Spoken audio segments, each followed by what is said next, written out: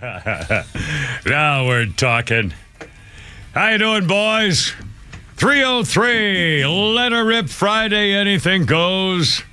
It's only me. It's only the Kimmer on Extra 106.3 with Pete Davis, sidekick producer and sports rec on tour extraordinaire, and the mechanical mangler at the controls, Flounder. And I hope Miss Veronica's doing all right, sir, with a happy weekend coming up. Excellent. And not Davis in the back there. If you're a jerk. Thursday sucks and so do you, but Friday I'm in love. Bum, bum, bum, bum, bum, bum, bum, bum. We got so much today. We're going to find out what you really should be drinking in the hot weather, among other things. Also, the Biden crime family. We got stuff. Wait till the liberals are talking about. But first of all, Saturday! And I'm not changing either. Still good. I love this stupid song. And in fact, reminds us of a meme that just came out recently. Yeah. Tell the little people. The doctor's breaking the news to the patient and says, I'm sorry, but you've got cancer. And the patient goes, what is the cure? And the doctor says, well, it's a British band funded by Robert Smith. Try and stay focused. Never mind that now. Anyway. So, and there's the cure. All right. Good to have you aboard. Happy Friday. All right. I'm choking a little bit now.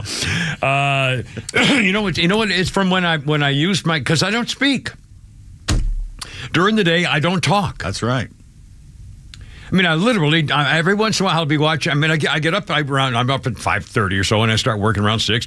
So occasionally I will say, I got to get this. I mean, I might say something to myself out loud. Start talking to yourself. That will. I know. But again, I literally don't talk. I didn't leave the house today. I worked all day until I came to work. You know what would change that? Didn't leave the house. I haven't talked to anybody. And then I come in here and say, hey, okay. If you had a cat or a dog, you would talk. Because I used to talk to my dog all the time. Well, I with my horse. I mean, I do that on the weekends with the horses. But, 5 days a week, get a cat. I don't talk.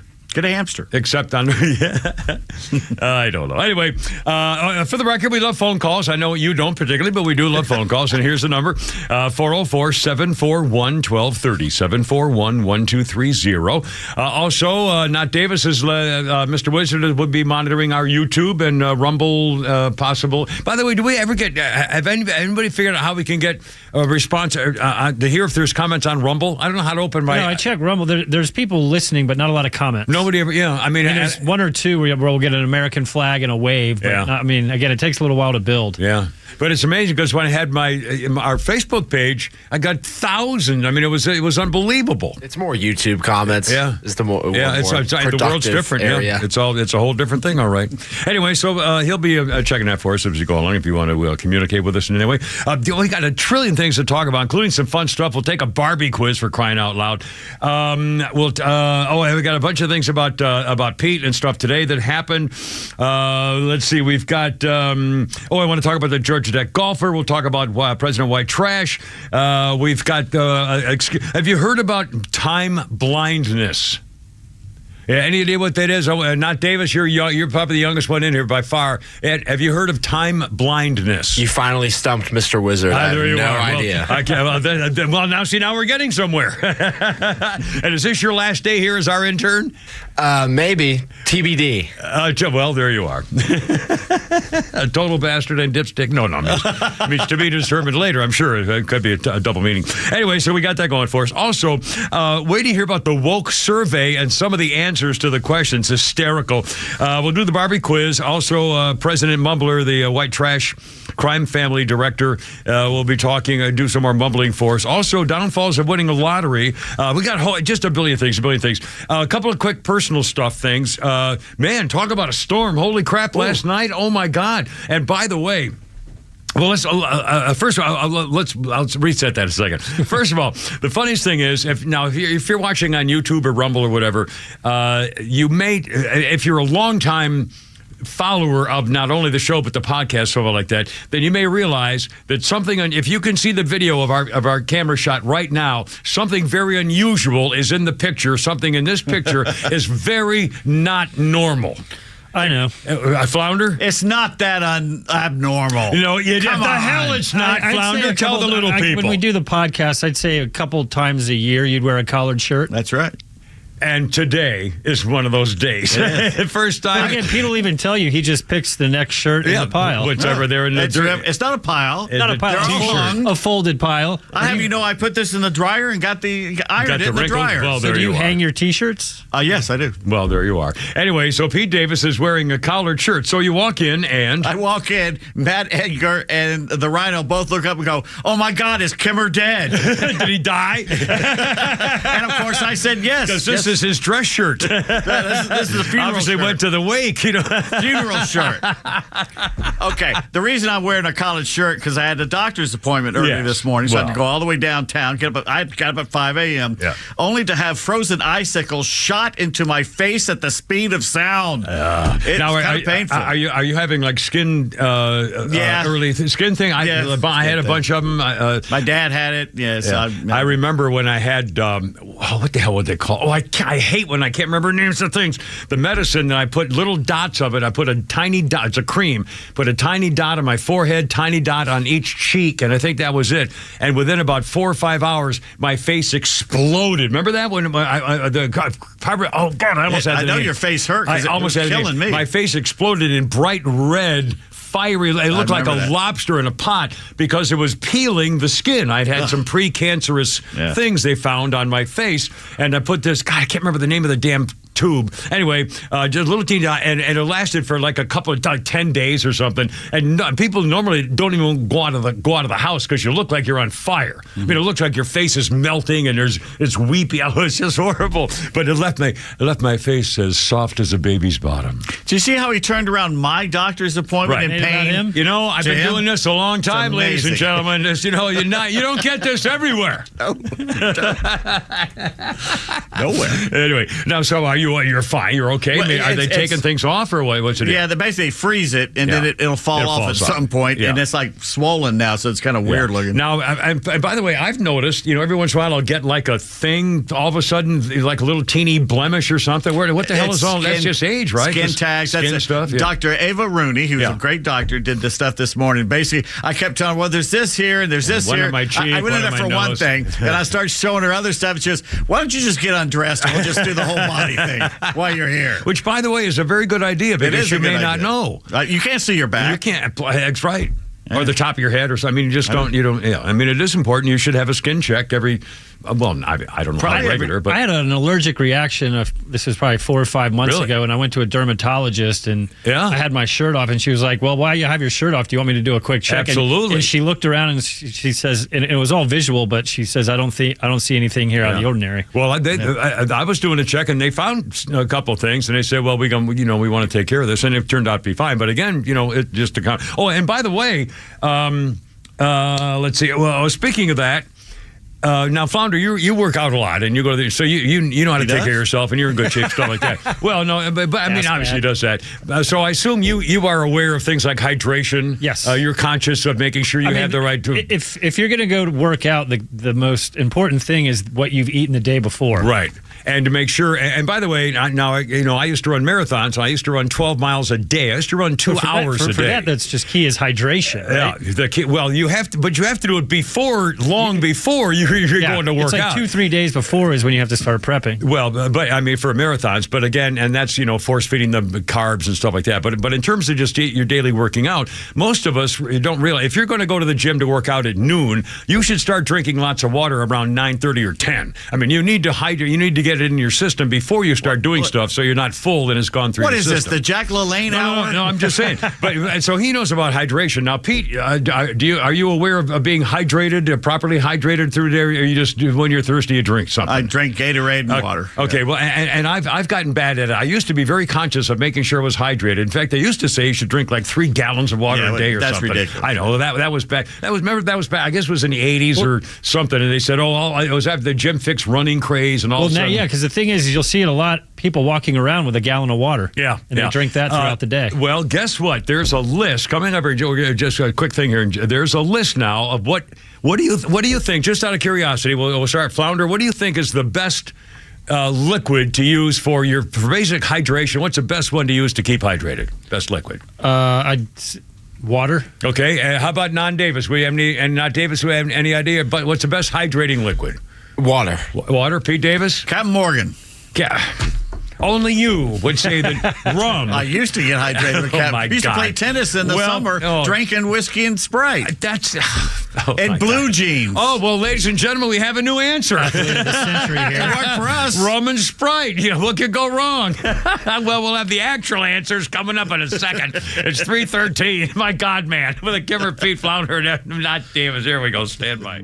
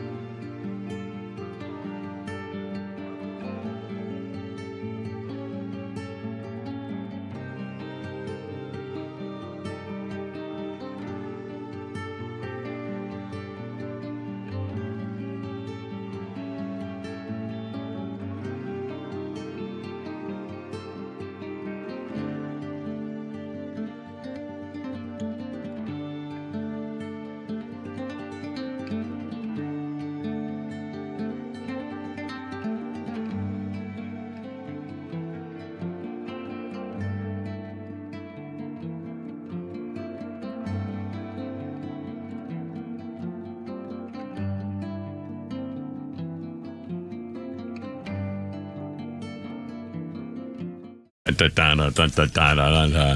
3:17. Here's Tony Bennett, who just died in honor of Tony Bennett right here. Tony, sing me, baby. Oh, sorry. See you, Tony. In fact, we'll talk about Tony in a second. Here's the police. Here's a music police movie for you. Here we go. 2008. Red Rock Amphitheater in Morrison, Colorado. I've been there. Fun place. Of course, they played the first of 2 nights in the 152-date World Reunion Tour.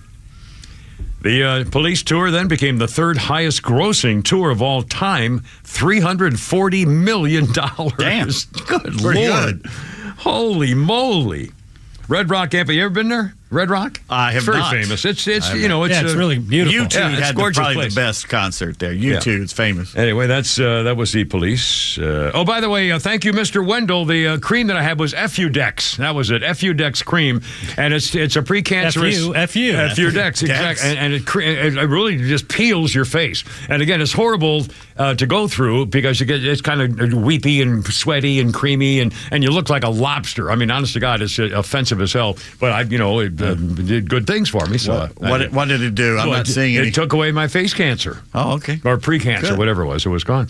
Quick thing, and we got phone calls, and we got YouTube reactions and stuff like that, and we're going to do more of this hydration thing and then actual fun stuff here too.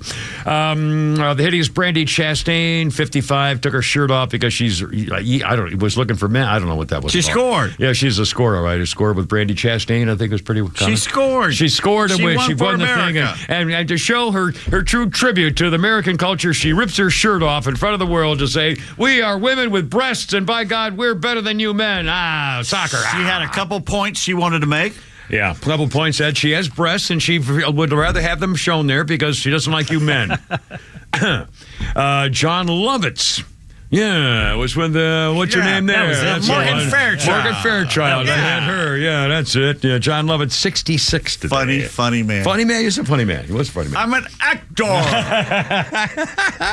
Okay, now, I mentioned the quiz earlier. And by the way, here's our phone number, 404-741-1230, 741-1230. Two quizzes today. We have two quizzes. We also have calls, and we also have YouTube reaction. Let me go with the question again. My question was this. There's an actual study came out about with this time of weather, we're supposed to get a feeling of like 100 degrees the rest of this weekend possible. And it's been that way recently. Anyway, so people, you can be at risk. So most people, including me, have always been told, well, the basic number one thing to keep hydrated is water. And the second best thing is probably that, Gatorade, stuff like that. I mean, I bet we all have thought that. You guys all said water is the number one thing, except Pete's, rum and Coke. Anyway, so here now, and so let's get some more some more suggestions, and then I'll give you the actual answer, a list of the 13 best ways to stay hydrated. Sophia says grapefruit juice. All righty. Blaine says milk. Yeah. Coconut water by CJ. That makes sense. Okay. Grubinator says bong water. Bong water? Yeah, that'll cure you. As soon as you wake up. And David really got technical. Best homemade isotonic hydration is a half Gatorade and half water. That's what I drink all the time. Really? Watered down but it Gatorade. tastes like crap. No, not really. Or you get the vitamin water. Yeah. Oh, that's I do that. I do half and half. There's half a water, million of those things. What do on you the mix shelf with now. it? Nothing. You don't have to always have booze and everything. My God, Lord man. Calvert, source of hydration. A little Lord Calvert, a little light whiskey. This is Canadian, unbelievable. maybe. What are you, I'm Irish? a red wine drinker. A red wine drinker. Do we have any red wine? Do we have any Walt. other? What's that? Walt wants to talk to you. About this or something else? Yeah, that's a good Well, let's question. give the answer. If That's all we have. Hydration. Okay, hydration. All right, here's the answer. All right, there are 13 here. The number 13 best way to hydrate is coffee. 12 is lager, so the alcohol is in there. Number 11, sparkling water. The 10th best way to hydrate, water. 10th best. Number 9, sports drinks. Gatorade, stuff like that. Number 9, sports drinks. Number 8, tea. Number 7, cold tea, iced tea. Well, caffeine's supposed to be bad for you when you it keeps your heart going, and if you're working out, it helps with your heart rate so that you can work out better. But this is for hydration. Yeah. I'm just telling you the list. And by the way, this is studied with actual chemical stuff. So, they didn't just make this up. They talked about concentrations of sugar and all this. Okay. Number 6 was Diet Cola. No. Yes, sir. It's horrible for Number you. 6, best way to hydrate is Diet Cola. Number 5, best way to hydrate is Coca-Cola. The number 4 best way to hydrate is orange juice. Yeah, that's pretty good. The number 3 best way to hydrate is full 100% whole milk. Number 3. When you're hot. Number 2, Pedialyte. I bet I know what. Pedialyte's good. I bet I know what's number 1. What's number 1? Buttermilk. Skim milk. No, buttermilk. No, you're wrong. skim milk is the number one best way to hydrate. That's bull. Well, okay, Mr. Wizard. the bull crap Mr. flag Science. on that one. Yeah, Dr. Science right here is saying, no, they're wrong. My way's better. I'd rather have buttermilk with Captain Morgan. Yeah. That night. Yeah, ladies and gentlemen, forget I said anything. Normally Captain Morgan and buttermilk. I was kidding about the buttermilk. But don't tell me skim milk is the best way to hydrate. There's a reason. Skim milk has a little fat, some protein, the sugar, lactose, and some sodium did the best job of hydrating participants. The sodium in milk acts like a sponge and holds onto water in the body and results in less urine produced. Fruit juices and colas had higher hydration in the first 4 hours, but they don't hydrate as well because of their high concentrations of sugar.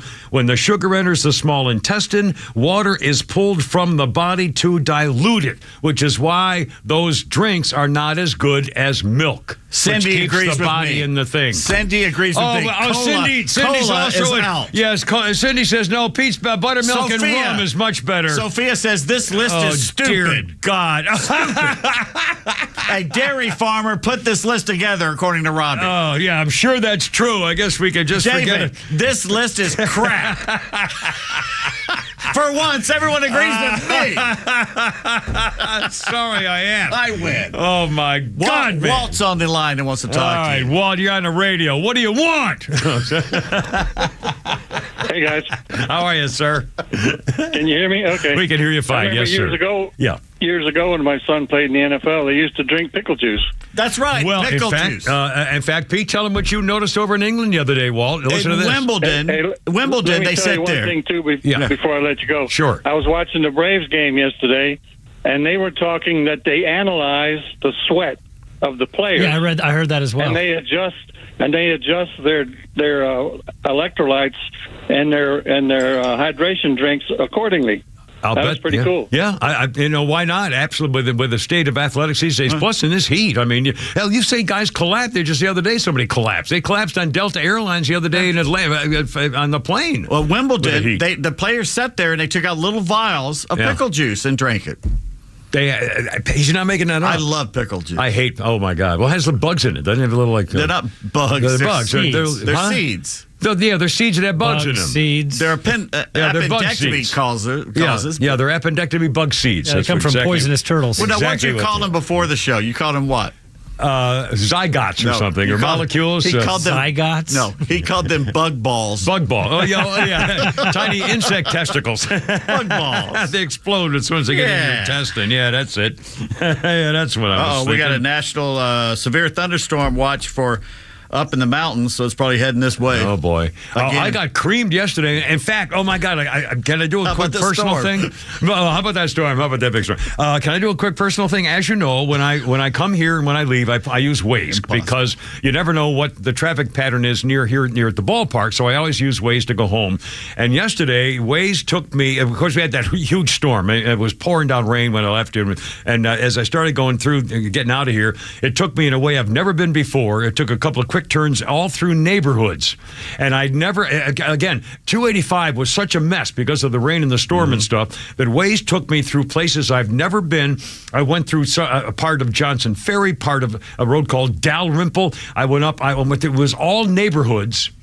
And I never once got from here. I never once got on 285, and I got to Roswell Road at Northridge, and never had to go on 400 till I got to Roswell Road at Northridge, and it was all back roads through neighborhoods, and it was one of the most pleasant drives after work, after a long day in work and stuff like that. And I'm just doing 30 or 35 miles an hour through these beautiful little neighborhood roads, and there are people out walking their dog. Blinker on. No, people are walking their dog, and it was so relaxing. It was a great way to go home instead of fighting those people trying to cream in and getting into freaking traffic on 285 and 400. It's unbelievable. Yeah. Did you have the route saved? No. Of course not. And the other thing was I have my Waze has it. Would it be in my Waze? Yeah, probably. Can I? Because I want to take that every way. In fact, what I'm going to do this weekend, I'm not making this up. I think I remember where I came out on Roswell Road to go north to Northridge. So if this weekend, I'm going to take the time to go backtrack and see if I can figure out the road, because I'll go that way every time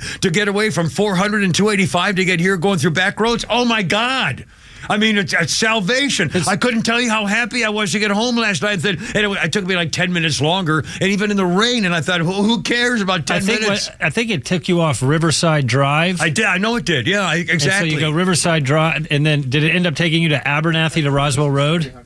I think it did. If it did, I know that route, and I can. Yeah. I mean, it was beautiful. I was on Johnson Ferry for a minute, I think, and going through these nice houses. Oh, it was beautiful. Anyway, so oh, and by the way, two things. I was driving over branches and trees. I mean, it was really, the storm was horrible. Rocco says, long day of work. How are things down in the coal mine, Kimmer?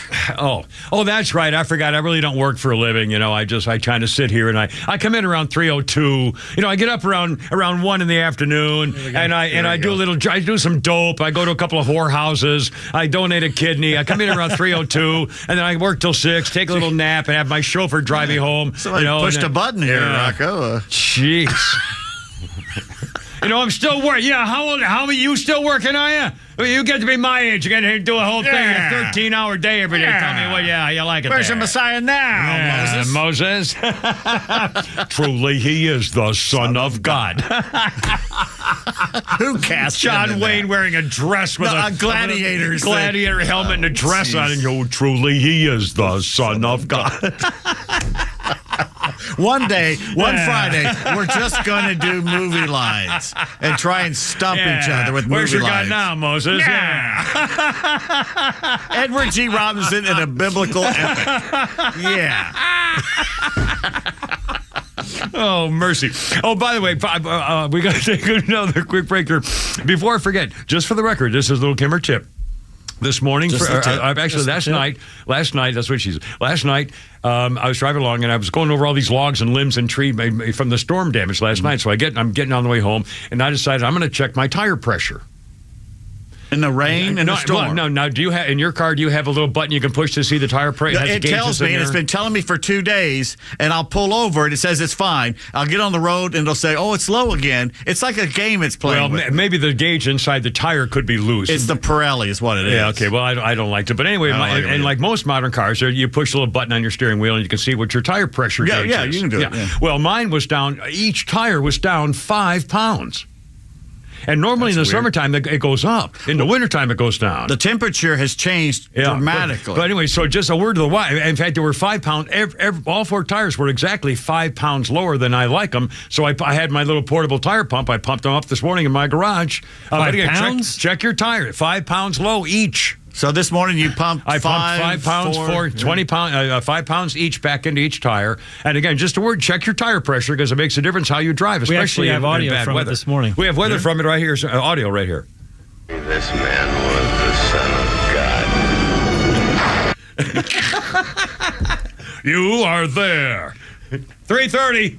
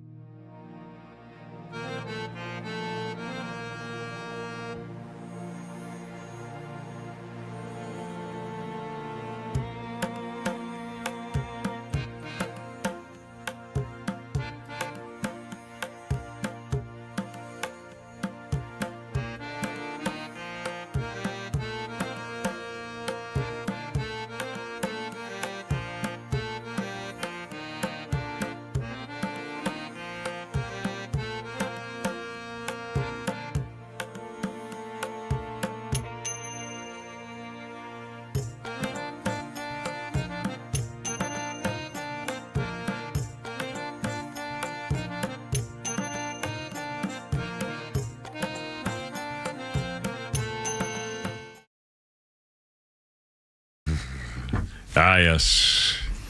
A deadly duet here. That's Amy Whitehouse singing with the duet of Boy, her voice. Tony Bennett. Oh, sorry. Yeah. Now, see, I don't like this kind of stuff. He can't sing. Well, I don't. The man died. The man is dead. Anyway, this is a duet with Amy Winehouse and Tony Bennett, who died at 96. Where's Amy? Amy isn't singing yet. Amy, in 2008, on this very day, there you go. The late Amy? No. She's trying to sound. Oh, she's trying to sound like that. Who's that old black chick Ella lady Fitzgerald. back? Yeah, and the one back, Billie Holiday or something. Yeah. Jeez. Anyway, 2008, Amy Winehouse's husband was jailed for 2.5 years for attacking a pub landlord and perverting the course of justice, whatever that means. He admitted assaulting the guy at the pub in Hoxton, London. He admitted at the Crown Court trying to make him withdraw his complaint against a $200,000 bribe. Well, you know what? Who cares about him? He was nothing. Yeah. He killed her. But she was a talent. She had a hell of a voice. Well, she was... Unlike Tony Bennett. Yeah, well, my God, Couldn't the man carry was... a tune. What do you mean he couldn't carry a tune? Frank He was not Sinatra was off-key. so much better than this guy was. But that's not the point. Frank Sinatra was, born lucky, that's all. I mean, he had a great voice and perfect pitch and everything else. I just don't get the Tony Bennett thing. I just don't get it. I don't think he can sing. Well, okay. No, it's all, that's personal fine, preference. Personal preference. The hideous Gary Trudeau, the cartoonist, 75 today. He once offered $10,000 if anybody could prove that George W. Bush actually fulfilled his military duties in the 70s. Anyway, thank you, Gary. Is he still married to Jane Pauley? Pauley? Probably. I remember the first time I interviewed Jane Pauley when she first got the job on NBC, and it was the mid-70s. Well, I bring it around to the camera. I met the woman. Have you met Jane? Have you talked with Jane Pauley? Have you sat next to Jane Pauley and chatted with her for an hour or so? I had a crush on her. Well, so did I. And in fact, I remember telling her, I was going to do a history thing, and now I don't have the time. And I remember she had just been in as a new morning girl at NBC or whatever it was, at Today's Show, whatever it was. And so she was making the rounds, and I was on an NBC TV station, and I talked with her. I had a great chat with her. She was one of the sweetest, nicest, most pleasant, down-to-earth. Cut to the chase. Did you stip her? Charming girl next door type women I've ever known. And I remember telling her, I remember asking her whether she had a problem, and during getting into the stage of her career, getting good jobs, respectable positions, because she was too pretty. And she actually talked about how she, has never tried to feel that way about herself. And she just kind of went about her business trying to be as professional as possible. She was just very nice, very pleasant, very down to earth. And I was very, very impressed with her. Well, she did, in the car later. I don't want to, Anyway, so she was very sweet and very nice. And I don't know if they're still married or not. Anyway, let's see.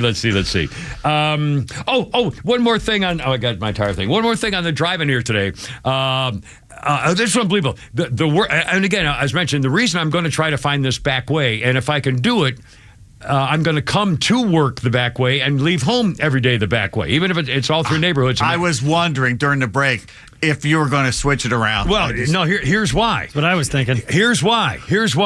Today, the worst part coming is when you come down 400 south from Alpharetta, you have to get off at exit 4A. Normally, you don't have to. There's several, but normally 4A. And then, which is the best way, because when you get off at 4A, you take I-285 west, and then it becomes one lane. Okay, when you go one lane, all of a sudden the people coming from the right have to merge. And because it's only one lane, everybody has to cut somebody off. I mean, that's the problem with it. They've got to get this construction done, because what happened today right in front of me, there was a woman in a regular old, like a Japanese car right in front of me, and we're all, bumper to bumper, and then the cars coming from the right to merge have to cut into somebody, because otherwise the traffic stops. So somebody has to go in somewhere. So the guy on my right, a guy was coming up on my right, and it was a beat-up old pickup truck with a beat-up old trailer and a beat-up old junk car in the trailer. So he's got a hitch and the whole thing. And he's got his blinker on to go left, and nobody's letting him in, so he just cuts off the lady in front of me. He literally just starts going in anyway, and he hits her rear fender. Yeah. His trailer hits her rear fender, and they stop, and I start blasting my horn, because I want him to get the hell out of the way. So I'm blasting my horn, and the lady just, looks at the guy for a second, and then she just takes off. She goes scoots to the left a little bit and almost hits the retaining wall, and then drives off in front of him. And the guy's going, he's putting his hands up in the air like, what? You don't want to stop? I just hit your car. And I don't give a damn. I want to get the hell out of here. But that's kind of stuff that happens all the time, every day. Flounder, you remember when we did the podcast and he would do one of these car things every day? So I brought in some cars and we reenacted the scene on the table. We could do that now in front of the camera here, like in court. I bet the 15 people that story affected. Well, but I mean, it's unbelievable. I mean, it's just madness. So again, that's why I want to go back. I don't want to have to deal with that stuff, especially coming into work. Going home, I'm in a new attitude. I've tried to say, I don't care how long it takes. I don't really give a damn. I'll sit here for 10 minutes and say, I don't know why you don't cross the street and watch some of the Braves game.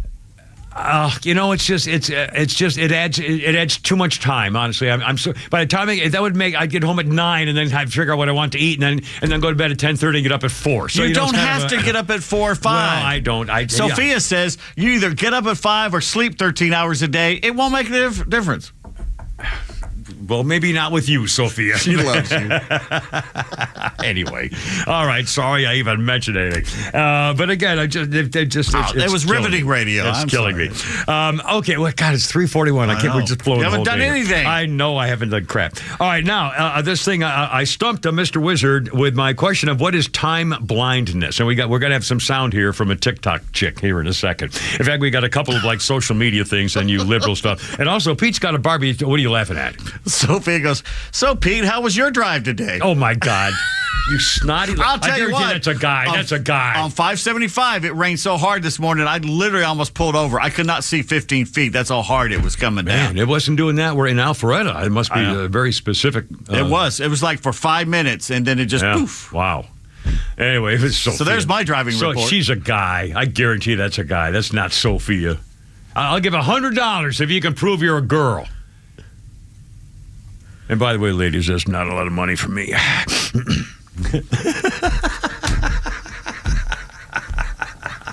What's the next topic? I don't know. Here's the deal. This chick, Gen Z chick, says, my boss is all over my back. I can't believe it. I have a problem. I can't get to work on time. I just can't get to work on time. It's a viral TikTok video. This young chick emotionally claiming that she was yelled at for asking a potential employer when she's on a job interview whether the employer will make accommodations for people who struggle with time blindness. And he's going, time blindness? What? Somebody who claims to be neurodivergent says the culture where workers are cut off because they struggle being on time. Social media immediately accuse this girl of faking it, but psychologists insist it's real, especially common among people with ADHD. They can contribute to a distorted sense of time.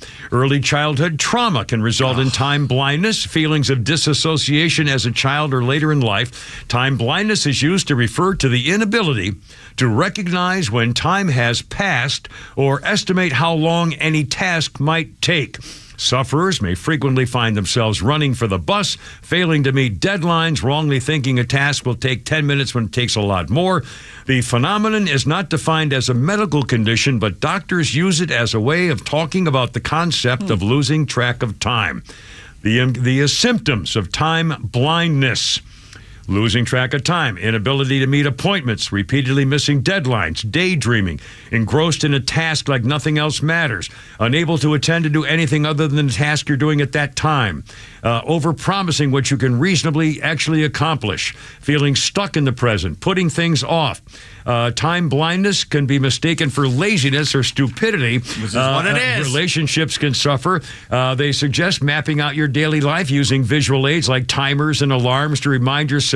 And remember, time blindness can be a real challenge, and so don't be too critical. Well, Flounder, if you will, here is this chick on TikTok describing what she goes through every day. And it's a chick. So I just got yelled at for asking a very reasonable question. God. So I'm applying to go somewhere, and I just wanted to know, are there accommodations for people who struggle with time blindness and being on time, And then the person I was with interrupted and acted like I was asking something else. And then when we were done, they actually started yelling at me and saying that accommodations for time blindness doesn't exist. And if you struggle with being on time, you'll never be able to get a job, provided you're trying your absolute best to be there. And then they're like, your stupid generation wants to destroy the workplace. And yeah, I think that a culture where workers are just cut off because they struggle with being on time when there's other solutions that we can look to. I think that just anybody who thinks it's okay to just treat people like that, that culture needs to be dismantled. And then I asked that person, how can you feel good about yourself upholding this kind of system? Very easily. And then to think I'm entitled. No, if people think it's okay to treat others like this, that's entitlement. Oh, that's oh my God. Listen. Here's some of the reactions. Let's see. One user said, "Well, I'll accept time blindness if you'll agree to accept payroll blindness."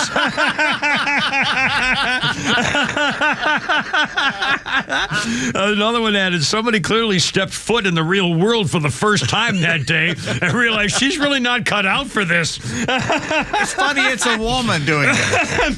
Do you know what they say about when a wife tells you 5 more minutes? Yeah. That's 5 minutes in the end of an NBA game, and everybody still got their timeout. It's 40 minutes. Oh, my God. We'll finish it when we come back. Yeah, exactly. It's our 3:46 already. We can sit with a Kim P. Flounder and not Mr. Davis. Here we go.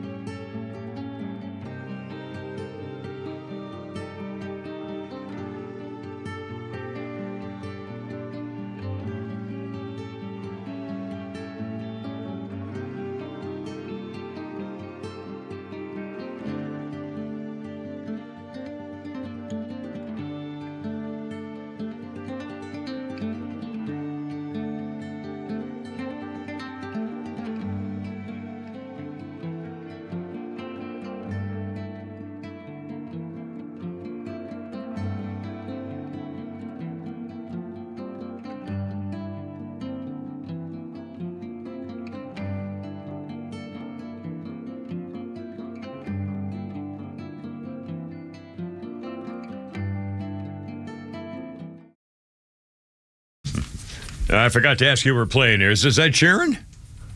No. You really don't know who this is? Not yet. Oh, is this Michael Jackson? Yes. Oh, of course. I recognize the beat now. Wow. No, Come on, guys. I did recognize the beat. I did. You didn't? I didn't. Oh, this is a Michael Jackson beat. There must be 8 songs of his off the top of your head that sound like this.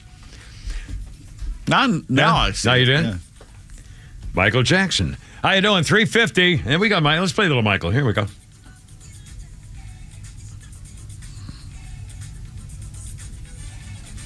What a talent. I mean, my God. Really, what a talent.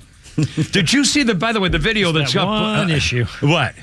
Oh, well, there's a little problem with him, as a human, Have you seen the video of some professional dance team all in their like green dancing uniforms, and there's some 5-year-old little boy who's dancing the exact steps, and it's like an incredible choreography. It showed up on my reels on my phone just a minute ago. Anyway, Michael Jackson on this day, 1995, a judge in Los Angeles threw out a lawsuit against Michael Jackson by 5 of his former security guards.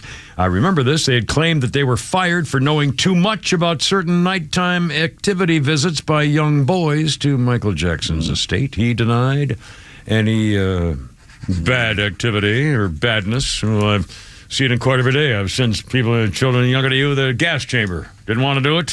Felt I owed it to them. Quick birthday of note, or maybe not of note. Cat Stevens and Yusuf Islam are 75 today. Hey-hole. Father and son, Peace Train, Wild World, First Cut is the Deepest. Piece of crap. Here's a stupid one-liner from the service here. Cat Stevens turned 75 today.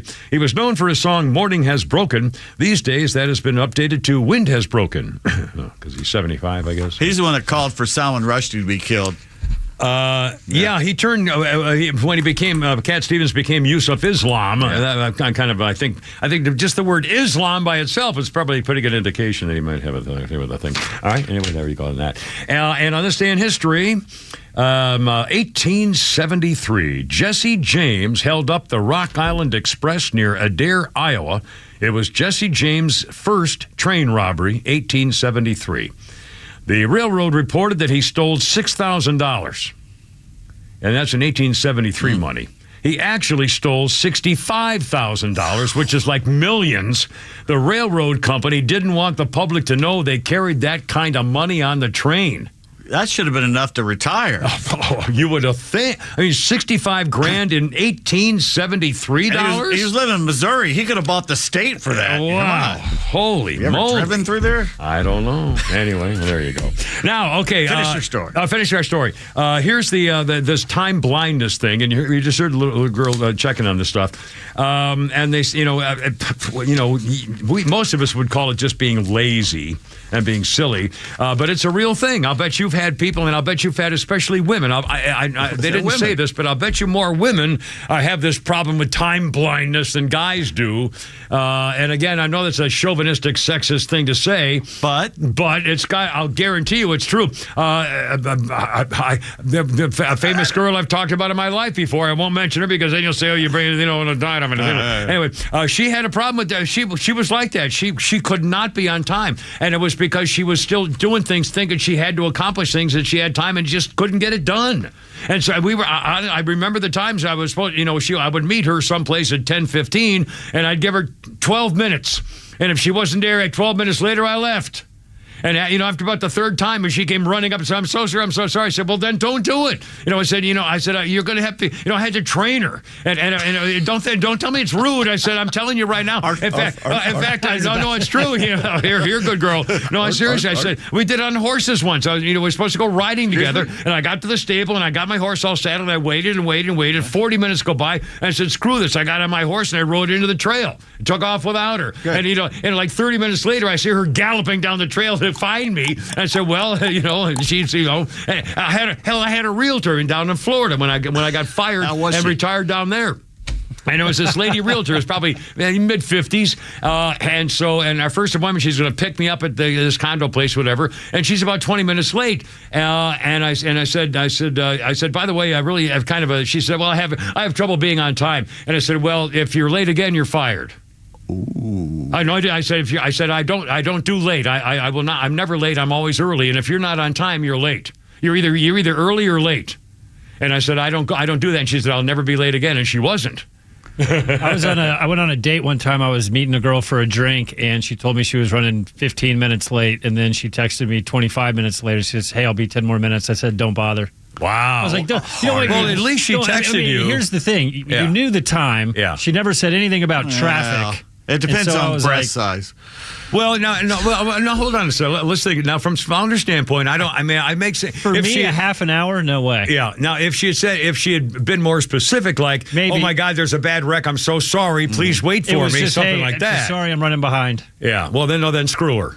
Well, no, I'm sorry. Probably don't. You probably shouldn't. If he leaves, no, he won't. Chances are you're not. Weenie makes a good point about the girl. Yeah. Start your own business, sweetie. Work whenever you want. Yeah. See how that works out. Yeah, good luck to you. Oh, mercy. Anyway, so I'm calling BS on this.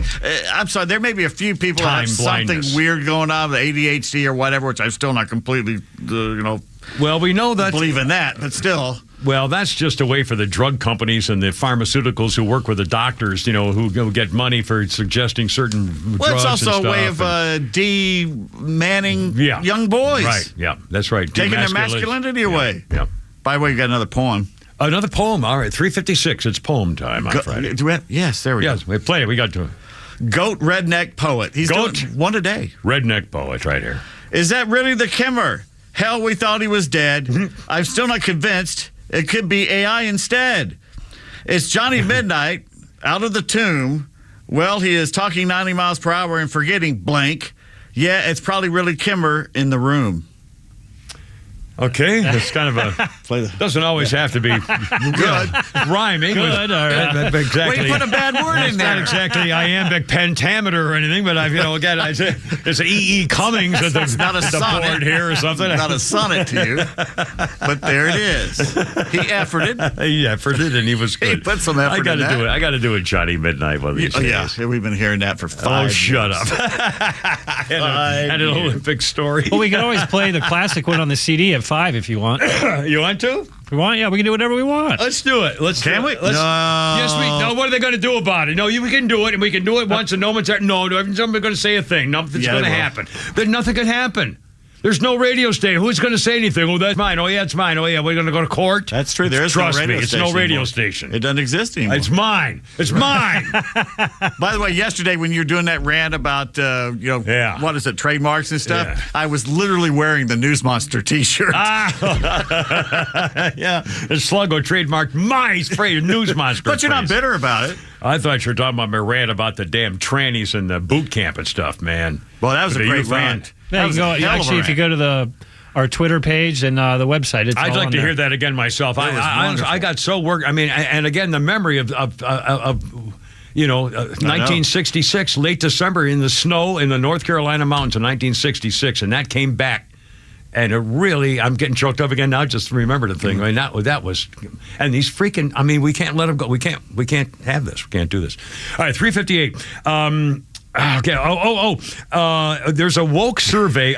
Oregon State University did a survey for a transgender study group of academics, and they were trying to find out whether there was a problem with bias in the STEM fields, like math and science and things like that. What does STEM stand for? I forgot what it stands for. Science, technology, something and mathematics and something economics and math, I guess. Is that it? Science, technology, economics and math. I think that's it. You're just making anyway, and they talk about how chicks don't go into these kind of fields, stuff like that. Well, they wanted to know whether there's a gender gay bias in the math type fields and so forth. So they had a questionnaire, and when we come back, we're going to have a news break for you here. When we come back, you're going to hear some of the questions, and they complained that the responses to their questionnaire concerned slurs, hate speech, malicious respondents, joking respondents. And they claim that it shows the fascism online and the increase in the white supremacy and fascism among conservatives who are fighting the gender equality in the STEM mathematics type studies at Oregon State. Wait to hear some of the things the respondents put down on some of the questions. What gender do you recognize? Well, guess what? Anyway, it's coming up because it's damn near 4 o'clock here with Kimmer, Pete Flounder, and Nat Davis back there. I guess we lost Liberal Morning Joe for the week. Anyway, hoorah, hold up, we got more. Stand by.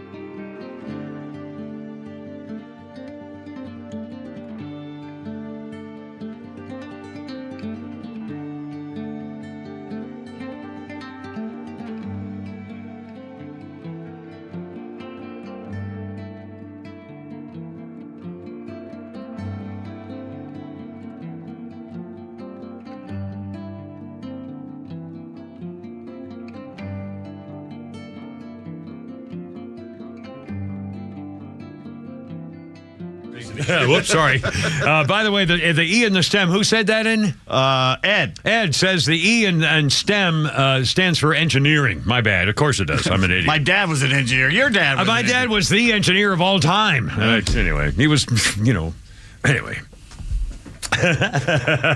He was Jack Welch's mentor. I'm so proud of my father. I know, and so embarrassed that I'm 1/10 the man he was. I mean, literally, I'm so far away from being the man that my father was. It's embarrassing. Me too. You too? He never understood what I wonder if we all think that. Well, maybe we all think that way. But that's not true. He was proud that I was doing what I was doing in radio, but there were times we'd be in the car together. He goes, "Why did you say that?" Yeah. Oh, my parents were very straight-laced. I mean, my mother was kind of a joker around, but they were both very straight-laced. And when they, heard some of the stuff, I was, whoa, holy bejeepers, holy bejeepers. My mother loved it. Your mother was a riot. Yeah, I know. Your mother was a freaking pistol. I remember. That's the truth. I haven't told this in a while. I remember one time you were looking for me. I was looking for you, and you were going to stay at my house or something. Yeah. I was, for some reason, I had to try to get in touch with you, and it was like I think it was probably a Friday night or Saturday night. I probably wasn't during the week. Early 90s. Anyway, so I was looking for Pete, so I called, and you were at your parents' house. I had been there for a while, and that was at my apartment. So I called. You said, call me to my folks' house or whatever. So I called his parents' house, and if you're calling somebody else's house, and not your best friend or something, after about like 8 o'clock, you get nervous about calling somebody's house after 8:30 is kind of late pushing it, So like 8:30, 9 o'clock, I called the house. Oh yeah, I called to your mom, said, oh, he's not here. I'll call back a little later. I said, well, it's getting kind of late. Oh no, it's okay. We're up. Don't worry about it. So I called back at 9. She said, oh, he's not here. Call back in a couple hours. I said, couple hours. Oh my God! No, I said no. I said 9 o'clock. I said no, it's fine. He isn't here. So I got 10 o'clock. Oh no, call back in a couple hours. He'll be. I'm saying, how late do people stay up over there? It was all freaking night. Oh, he'll be back. Don't worry about it. I think Jesus.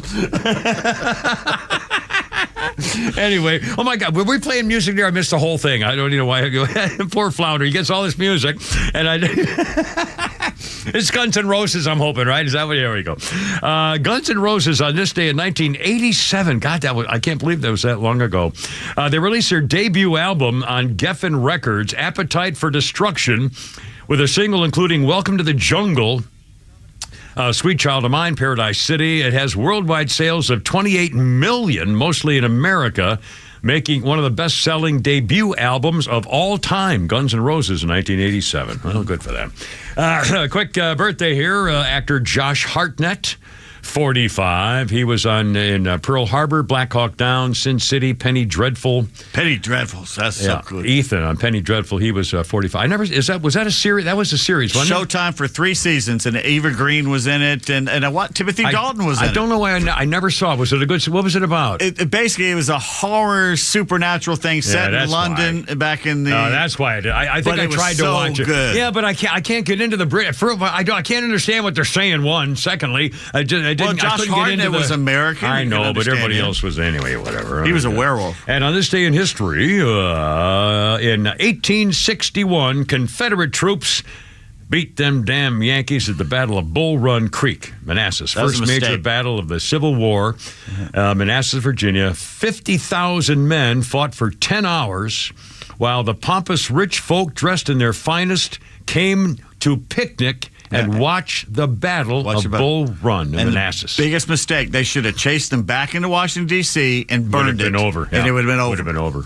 Yeah, the Confederates won. Johnny Reb took not saying we should have won, and I had people on both sides, so I can say that. But if they'd gone in and burned Washington, D.C., Lincoln would have lost all support. But there are old photographs of people in their finest carriages and their finest dress with picnic overlooking the battles. Yeah. Wow, talk about what you do this weekend. Well, we watched Gettysburg. It's a country split in two, but other than that. Oh, my God. Now, that was an insurrection. Yeah, that was what you call it. It's, oh, my God. By the way, coming up, we have a Barbie quiz for you. Oh, yeah. Let me finish up this woke survey. Again, Oregon State University, the LBGT people wanted to find out whether the math and science type classes have a problem with gender bias or bigotry and things like that. So they sent out a bunch of questionnaires to the kids, to the college students in those classes. They were asked to fill out demographic data, Several students, in fact, here's a couple of examples. Fill out, how do you describe your gender? One guy said, a helicopter, an Apache attack helicopter. Another guy said, I'm a V-22 Osprey. Declare your disabilities. One guy said, I'm illiterate. Another one said, my disability is my country runs by communists. I said, my disability is identifying as transgender, the disability to the inability to come up to terms with your biological reality. One said, my disability is I don't have any gift cards. One said, my skin color is not important. Come on, man, these questions are stupid. Everybody's a grab bag of genetics from all over the world. Yeah. What do you want to know? What I ate for breakfast? As other memes. And now here's how they come to the bottom line of what this survey means. Memes associated with white nationalist and fascist movements were present throughout the data.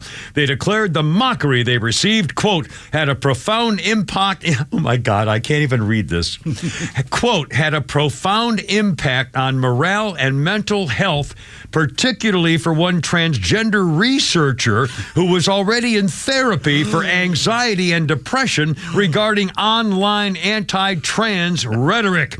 The paper researchers claimed that managing the study's data collection, just managing the data, caused significant personal distress, and time had to be taken off the project to heal from the trauma of having to read the students' responses in the survey. The scholars concluded the malicious responses indicate that fascism has become a common ideology in engineering and computer science academia. Oh, my God! It's fascist engineers. Oh, my God, you freaking pussy! Yeah, true. Oh, I can't believe it! The researchers appeared surprised that their own findings have been ultimately rejected by many academic journals. They tried to get this crap printed and nobody, oh, you gotta get out of here, go away. You're not gonna get your PhD based on this. Oh, somebody wanted their PhD, I guarantee that's, oh my God. The impression that their research decrying so-called fascism in academia was viewed by some as irrelevant to engineering education, if not alarmist. Their research methods used anti-fascist and trans-queer methodologies to transform the raw data and make effective... Okay. This is why I did not stay at Michigan State to get my PhD. They begged me because I had a class. I taught a class, and I made it a real big one, and I had research. I did the whole thing. And they said, oh, you got to get your PhD and be one of our professors. And here's why I didn't. Just stuff like this. The research methods used anti-fascist and trans-queer methodologies to transform the raw data and make effective interventions and transformations to our programs and institutions. The anti-fascism in particular as a framework that connects contemporary fascist movements to the foundation of the U.S. as a racist project, and elsewhere white supremacy remains ubiquitous in the United States. The solution for the rise of fascism is to change education itself, and the university in its most ideal can be envisioned as a central site for revolutionary struggle, a site where we can work to educate for critical consciousness using a pedagogy of liberation, suggesting the plight of transgender citizens be used as a teachable example of experiences and power of expression. Categories as race, gender, and sexuality have roots in European colonial logics shared by fascist movements. I don't know what any of that means. I'm an educated man. I have no idea what this means. It means they're trying to warp America and make us a bunch of... Oh, my what God. You just said. Bunch of pansies. That word you said. You sissies. You're just, get out. Oh, my God. You triggered Sophia when you said the P word. Oh, I did? Yeah. Oh, well, he's offended now, is he? Yeah. How come we caught him? It is offended. Holy mackerel, it's 4:12 already. Almost time for the 4:13 Let's do the Barbie quiz when we come back. We're going to do the Barbie quiz when we come back. And boy, you femme gals are going to go nuts. Also, mocking President White Trash and tips about what happens with a lotto business. And we got just a billion things. And also, slam ball. What the hell is ESPN's doing slam ball? I can't wait to figure out what that is. I'm hoping somebody else knows. Coming up 4:13 here with the Kimber, Pete, Flounder, and Davis.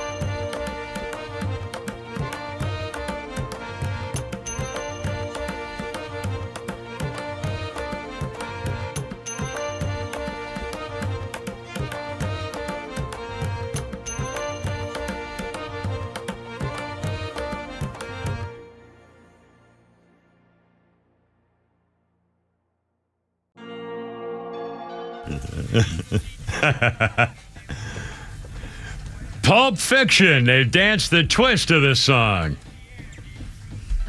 John Travolta with the little fingers across the eyes. Oh, my God. Batman, the Bat-Toozy. And we used to remember the throwing the jacket up an airplane and stuff where they threw his coat up disco. and dancing. Yeah, Chuck Berry, part of the big program.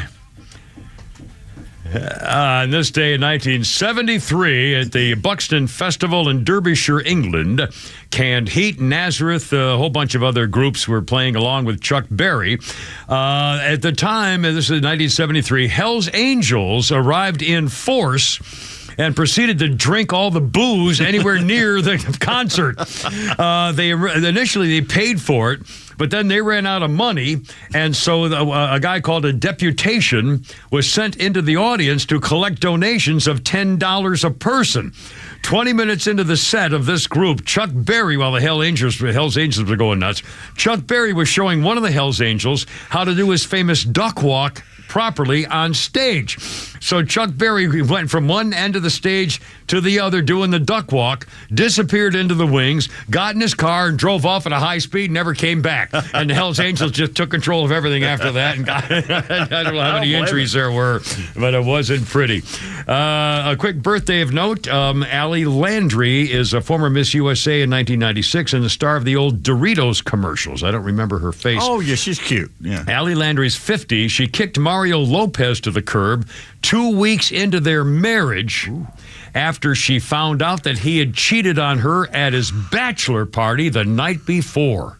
That was a mistake because he's a big star now, and what happened to her? I'll tell you what. I would have cheated. I would have dumped any bride of mine who did one of those special things. If they forced her to do the thing with the guy with all, I said no. If I'd found out and that was true, no way. They film them now. Yeah, I know. They brag about it Idiot. on. Yeah. And I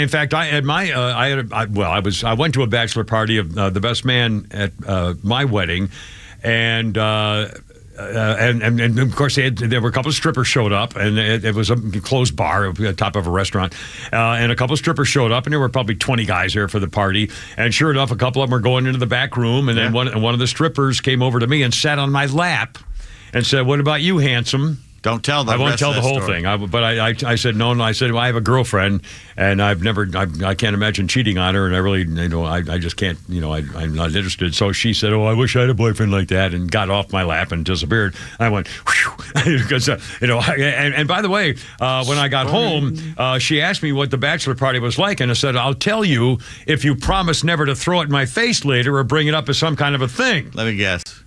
She threw it in your face? No, actually, I never, since I didn't do anything wrong, but, she could have. But I said, I'll give you a rule. I said, if you want me to tell you something, and kind of a private thing between us, because I trust you and you're supposed to trust me, I will. But don't ever be throwing it back in my face on me if I, bring you into the, the circle of trust. Don't be slam-bamming me later on.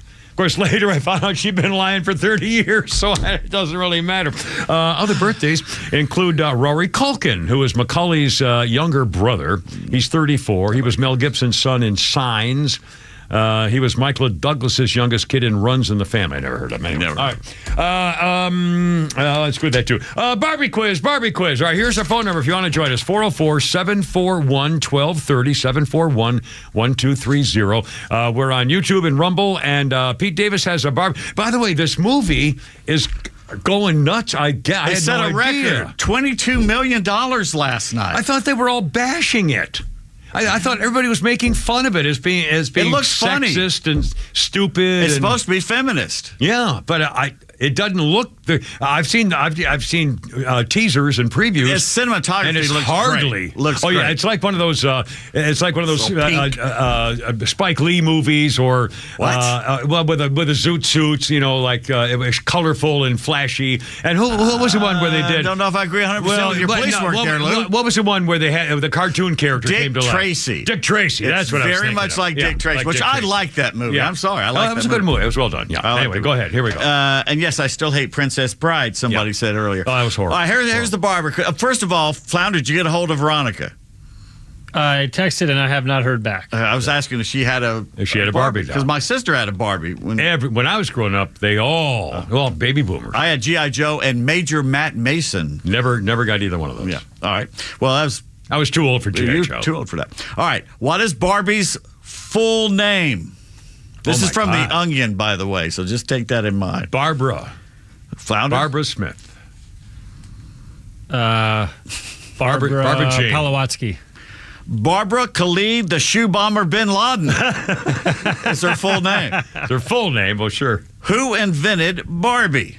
Mattel. I don't know. What's another toy company? Hasbro. Yeah. Parker Brothers. Any of those. Barbie was invented by Nikola Tesla. I'll be A damned. lot of people didn't know that. What is Barbie made of? This is what. We couldn't say silicone. The whole thing. Silicone. What do you? Plastic. Plastic. She is made of hard vinyl, polypropylene, and industrial grade goose love juice. I couldn't say the S If you word. squeeze her. What is Barbie's birthday? Oh, that's a great question. I have no idea. July 4th. July 4th. December 31st. Barbie's birthday is a designated date on the calendar representing when Barbie left the Never hard mind that plastic now. of her mother's womb. What is Barbie's birthday? You both fell for it. We all know Ken is lighter than marshmallow bones. Yeah. So who is Barbie's real boyfriend? Probably her chauffeur. Chauffeur? Her best G.I. friend. Joe. G.I. Joe, that's a good one. I used to put G.I. Joe and Barbie next to each other in the big plastic car and run them down the hill to see how they would crash. Oh, my. I would say she's a lesbian, so she has a girlfriend. She's not a lesbian. All right. How would you know? Her real boyfriend is a plastic corncob skewer named Ricardo. You know, those things you put at the end of the corncob. Where does the Barbie name come from? Oh, my goodness. Barbie. The family tree. That's a good one. The Barbary Coast. Barbie creator Ruth Handler named the doll after her daughter, Barbara, because she didn't like her daughter and wanted to give her an impossibly beautiful standard to forever compare herself against. Mothers and daughters. How old is Ken? Oh, good question. 21. 21. 36. 36. Ken is both 0 years old and billions of years old. Ken was not born and cannot die. Ken created us and will destroy us. So I just heard back from Veronica. Yeah? Yes. She had a Barbie mansion, a Barbie camping van, and a Barbie convertible. Oh, there you She are, still got 'em? baby. I don't. She's listening. That's a So do you great still have question. them? You still play with have them? them. Okay. Who is Barbie's rebound after Ken? G.I. Joe. G.I. Joe? Spider-Man. Salman Rushdie. Oh, well, there you go. Who is Barbie's best friend? is my I favorite. didn't know there was another character. I have no idea. No, yeah. Flounder? What was the question? Who is Barbie's best friend? Billy. Who's Billy? I don't know. Her best friend? No, her best friend is Christy, who was the first African-American Barbie. Though there's been tension between the two ever since Barbie's All Lives Matter Facebook rant in 2018. Remember when the contestant, the guy running for president from Missouri, and it was in a BLM meeting or something, and he said, we want to repeat the Black Lives Matter. And he said, Black Lives Matter, and of course, all lives matter. And they booed him, and he had to apologize for saying all lives matter. That's the P word again. What was the most controversial Barbie of all time? Biker Barbie. Biker was a good one. Yeah. Gay Barbie? Gay Barbie. Dead rat Barbie. It was just a dead rat in a plastic box. How tall would a human being be if they were the same size as Barbie? 6'4". 5'7". 11 and a half inches. Oh, they were the same. See if they were the same size. Same size, See if yes. they said. And finally, what was Barbie's name doing on the Epstein flight logs? She was the pleasure girl for the Clinton family. She was the pilot. We'll never know. We'll never know. It's a secret. I remember one of my best friends, Billy Deneen. This was back in, 7th grade maybe. And one day I was over at his house after school. We goofed around. We saw each other every day. We were out in the neighborhood. And I remember he took one of his little sister's Barbie dolls And I remember him coming in. He says, "Hey, watch this!" And he pulled her little dress down from the top so we could see her little Barbie plastic boobs with no nipples. With no nipples. We all did that. But I remember. Isn't that the funniest? I remember specifically. I remember him holding it in his right hand with his left, and I was over in the side, and I remember him with the little teeny finger and pulling it down like that. I mean, is that the damnedest thing ever? I can remember the exact thing happening like that, and it had to be 57. Did 58. you also have G.I. Joe coming home from a drunk and? I never had G.I. Joe. I was that was way probably too before old. your time too. Oh, wait, yeah. That was a '60s thing, I think. Yeah. G.I. Joe. Yeah, I was in prep school in the '60s. And Major Matt Mason, man, we had those over in Huntsville because everybody in Never heard of Huntsville in that. the '60s was doing the astronaut stuff. Total astronaut stuff. Had none of that. Never We didn't even play heard of Cowboys and Indians. We played astronaut. it. Yeah, we played war and Cowboys and Indians. That's all out in the woods. Cool. I wanna hear what you 4:29. did out I in the can't believe woods. it. All right, now, hold on a minute. Coming up, why the lotto may not be such a great thing if you win it after all. Plus, Pete Davis. Once again, the story of Pete Davis going into a restaurant and stealing everything he can put in his pocket. It's coming up 4:30 with a cover of the thief Pete and Flounder and not Davis next. I'm not making that up.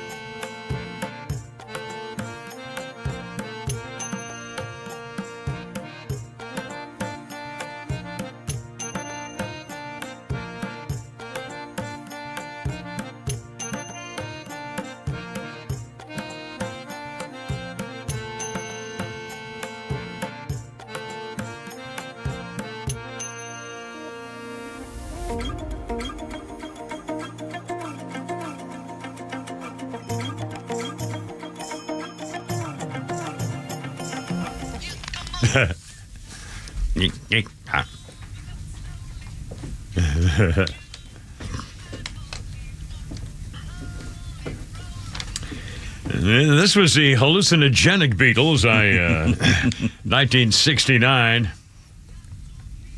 I got here. What's it again? Say it, baby. Come together, baby. So it's not the Beatles. Yeah, it is. Not the Beatles of I Want to Hold Your Hand and Yeah, Yeah, Yeah. Trust me. They used to do love ballads. She loves me. Yeah. This was written for Timothy Leary. All right, well, there you go. In 1969, the Beatles started working on John Lennon's song Come Together at Abbey Road Studios in London. The track became the opening song for the Beatles' Abbey Road album and later released as a double A-sided single. Come Together with Something. 21st single in UK. And 26th in America, where it reached the top of the charts. You know, amazing. That's one of the few that was Lennon and Harrison, not a McCartney tune on both sides of that. Really? Yeah. I'll be damned. I did not. Even though they said Lennon McCartney, this was John's and something was George's. Huh. Cool. Let's see. A quick historical note here. Oh, by the way, I forgot we got a couple of Flounders funnies, but I haven't even gotten to them yet. I'm not doing. I don't know what's going on there. Oh, just sitting over here waiting. Well, in fact, you're not good. And also, speaking of comedy, on this day in 1972, George Carlin was arrested and charged with disorderly conduct and profanity at the Summerfest Fair in Milwaukee, Wisconsin, 1972. For using, quote, for using indecent language in front of wheelchair-bound children. I couldn't believe I guess that's a specific local ordinance. If you swear bad words in front of a kid in a wheelchair, you get arrested. The 7 words. And that was the 7 dirty words that are banned by the Supreme Court. And he would mention them at his concerts. After that, forever, he would do it. One of the great, and again, I don't think most of us realized his impact or how much. In fact, do we have a little George? Yes, I do. I pulled some. Here's Flounders funnies right here. This is more informative. Hope he's cussing. Classic George. Okay. All you hear about in this country is our differences. That's all the media and the politicians are ever talking about, the things that separate us, things that make us different from one another. That's the way the ruling class operates in any society. They try to divide the rest of the people. They keep the lower and the middle classes fighting with each other so that they, the rich, can run off with all the money. A fairly simple thing happens to work. You know, anything different, that's what they're going to talk about. Race, religion, ethnic and national background, jobs, income, education, social status, sexuality, anything they can do, keep us fighting with each other so that they can keep going to the bank. You know how I describe the economic and social classes in this country? The upper class keeps all of the money, pays none of the taxes. The middle class pays all of the taxes, does all of the work. The poor are there just to scare the out of the middle class. Keep them showing up at those jobs. Well, anyway, one of his sort of a lecture, comedy lecture. He's absolutely right. And many of his, even as far left as he was, but he was a common sense guy who was an everyman's comic. He was right about climate change, too. He basically said, this earth will shrug us off. It doesn't matter what we do. I have no doubt about that. Well, look at all the changes that's happened in our planet since that we know of. I mean, the land masses, you know, I think they got from one part of the world to the other was a landmass that's no longer there. I mean, everything's changed. We had volcanoes. We had nothing but fire and water. I know it's hot right now, but June was like the coolest month in decades, and we have 60% more carbon in the air since 1998, and that was the hottest June back then. Yeah. Anyway, whatever. Okay, Pete Davis. Present. Pete Davis is famous for his thievery. Pete will go into a restaurant, and Pete, well, first of all, on the minor level, if Pete goes into a restaurant, even like a Hardee's or a TGI Fridays or someplace Waffle like House. Where if you Waffle House, you go into a place like that, and they have a little basket of salt and pepper packs and sugar packs. Not anymore. And stuff like that. Yeah, well, they're all going in his pocket. Pete Davis, he'll take the bowl to it, take the little basket to it. He believes if there's anything on the table, that when you sit down at a table, anything on the table is yours. So I swear to God, he walked off with a pepper shaker. It must have been but 3 feet tall ones in his pocket at Morton's Ruth's Chris Steakhouse. It was the damnedest thing I ever saw. Anyway, so tell him what you did today, Pete. All right, so after the doctor's appointment, I was hungry, so I decided to whip up to the old IHOP. I was going to the Marietta Diner, but that was like 5 miles. So I'm too hungry. I'm not going 5 miles. Yeah, so I stopped at the IHOP. And I walked in. There was like a scene from Animal House, by the way. When I walked in, there's like, we're the only white people. Boom. We're the only white people here. Can we dance with your dates? Well, sure. Doesn't matter a bit. By golly, this is Atlanta in the South. It's 2023. Nobody cares. Had wonderful service. Had absolutely great food. Got the blueberry pancakes. Had the whole shebang and all that stuff. But I got the hash browns and the eggs. I need some salt. So I'm looking, I don't see a salt shaker. And I'm moving the syrup around and everything around, and I see this thing called the pepper grinder. Okay. Well, I don't eat pepper, so I put that aside. Behind it was this little machine called the sea salt grinder. Yeah. I don't know how to work those things. I tried to do it, trying not to look like an idiot because everybody else seemed to know how to do it, but I could. I have no idea how those things work. I just want to shake some salt on my eggs and hash brown. That's all I want. So I called the waitress over and said, "Do you happen to have a salt shaker?" She goes, "Oh, no, we have better. This right here, it keeps the salt fresh." Yes, it does. And I said, "Now, isn't salt a preserver?" Right. Don't they use salt to preserve things, to keep things fresh? Meat. Yeah. I said, I defy you to tell the difference between 15-minute-old He thinks salt I'm difficult when in public. And 15-year-old salt. He's arguing with a waitress over how old the salt is. I said, all I want, seriously, is a salt shaker. Can I not have a salt shaker? And she's laughing at this point. She thinks it's funny. And I'm laughing at her. Really, I just want some salt. And she goes, just shake it real hard and some will come out. And she was right. I shook it real hard and banged it on the table, and a couple of it came out. So I had my salt. You just twist it like your girlfriend. I tried that. It didn't work. Wait a minute. You twist your girlfriend like this? No. What part of her are you twisting like this? It could happen. The reason they do that is because in humid weather, like here in the South and other summertime, if you use a salt shaker, chances are it's not coming out of there because it's all stuck together. When you grind it, you get to do exactly what you want. Everybody in the South knows you put rice. Well, that also. Yes. That also. Okay. Every restaurant has rice in their salt. I have never heard of anybody having trouble getting that out. Well, you know what the Morton's thing, the Morton salt, when it rains, it pours? Right. Well, that came from the fact that they did their salt, it would still pour out in humid weather. That's what it means. Right. When it rains, it pours. Right. The salt pours. That's right. I remember that. Yeah, remember the little blue box and everything, the little girl with the umbrella? Yeah. When it rains, it pours. And I found out something from Flounder today. Right. He says the sea salt, or Himalayan salt, which is BS, is better for you because it's not iodine. Right. That's true. I'm thinking, didn't they not put iodine in the salt in the first place because we needed more iodine, that we weren't getting enough? You could be right. For health reasons, and now they're taking it out for health reasons? Very possible you're correct. Very, very possible. There's a 10% chance you are correct, just sir. Don't know. By the way, do we have any Skynet or yes, we do have Skynet. In fact, the Skynet is frightening for us. Can we do a Flounder? I just threw this on you last minute. Here we go. Look, quick at the switch, man. The man doesn't miss anything. We should have done the Skynet time. It's 4:42 already. Holy cow. All right. Yeah, whatever.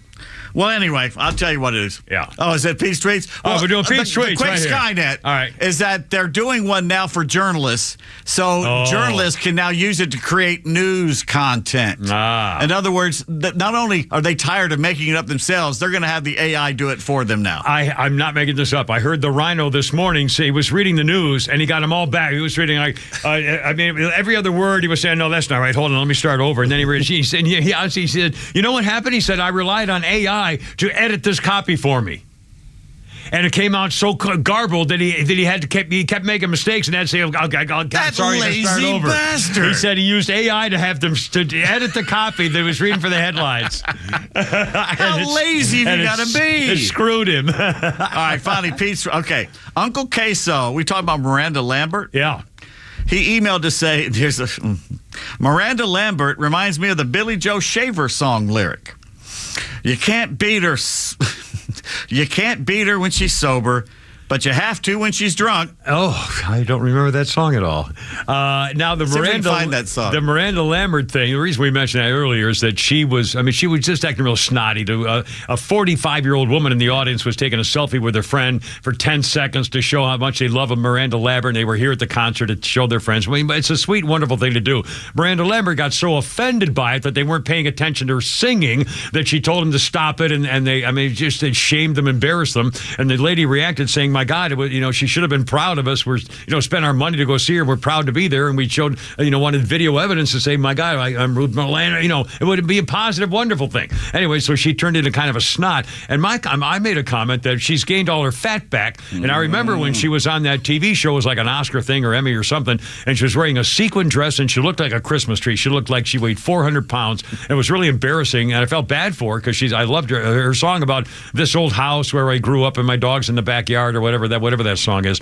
I love that song. It's very sad. It's a beautiful, sad song, but it's like a childhood memory kind of thing. And I remember, and then all of a sudden, when she saw herself, obviously, she lost all that weight. Then she started cheating on her husband, on Blake Shelton or whatever his name was, and that's when he put all her crap on the sidewalk in front of the house one day when she came home, and they split up. And then she went on her merry way, I guess. And now all of a sudden she's gained all the fat back.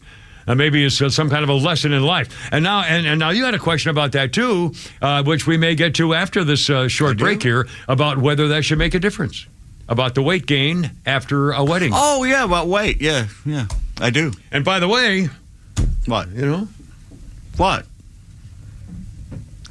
I'm still skinny. It's making me nervous. You're wasting away. I'm wasting away. It's that movie Thinner. Yeah, I don't know what's going. It's a mystery. 4:40. It's almost 4:46. Look out! Here we'll be back. Look out.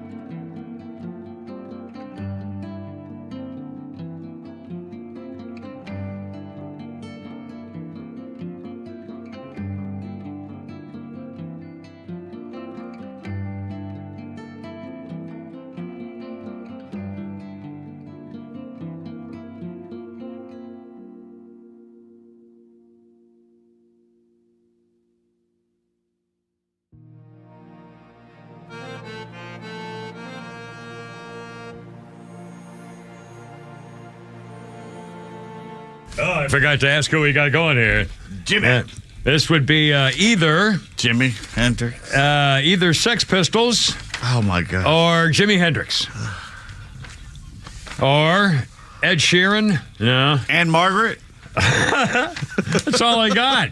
It's Jimi Hendrix. Well, okay. That's what I said. Didn't I say that? No. I said Jimi Hendrix. You Yes, said I no with did. more confidence. That'll be the day. Wow. On this day, 1967, Jimi Hendrix Experience played the first of 3 nights at the Cafe A Go-Go in New York City. Remember the Cafe A Go-Go's in L.A. and the girls dancing in the cages up above the floor? I never saw it myself. Whiskey A Go-Go in saw L.A. it in the movies. Anyways, that was a 60s, 70s thing. 67, Cafe A Go-Go in New York. The club featured many well-known acts, including Grateful Dead, Joni Mitchell, Muddy Waters, John Lee Hooker, the Paul Butterfield Blues Band, Jefferson Airplane, and Cream all played there, and along with Jimi Hendrix, first of 3 nights in 67. Now there you go. Up, bing, bang, boom.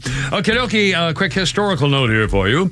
Was on this day in 1987, Mary Hart of the TV show Entertainment Tonight insured her legs for $2 million with Lloyd's of London. They had the camera shot every day. We show her crossed legs, The glass table at the thing, and they did it on purpose. And and she didn't. She had good legs, but she didn't have spectacular. I mean, she wasn't like the greatest legs I ever saw. She doesn't show them anymore. She sits behind the Dodger She's Stadium. still working? No, she's behind Dodger Stadium in the front row and behind home plate. So Really? She's always there with her husband. No kidding. I'll have to tune in next time. 1954, France surrendered. How unusual.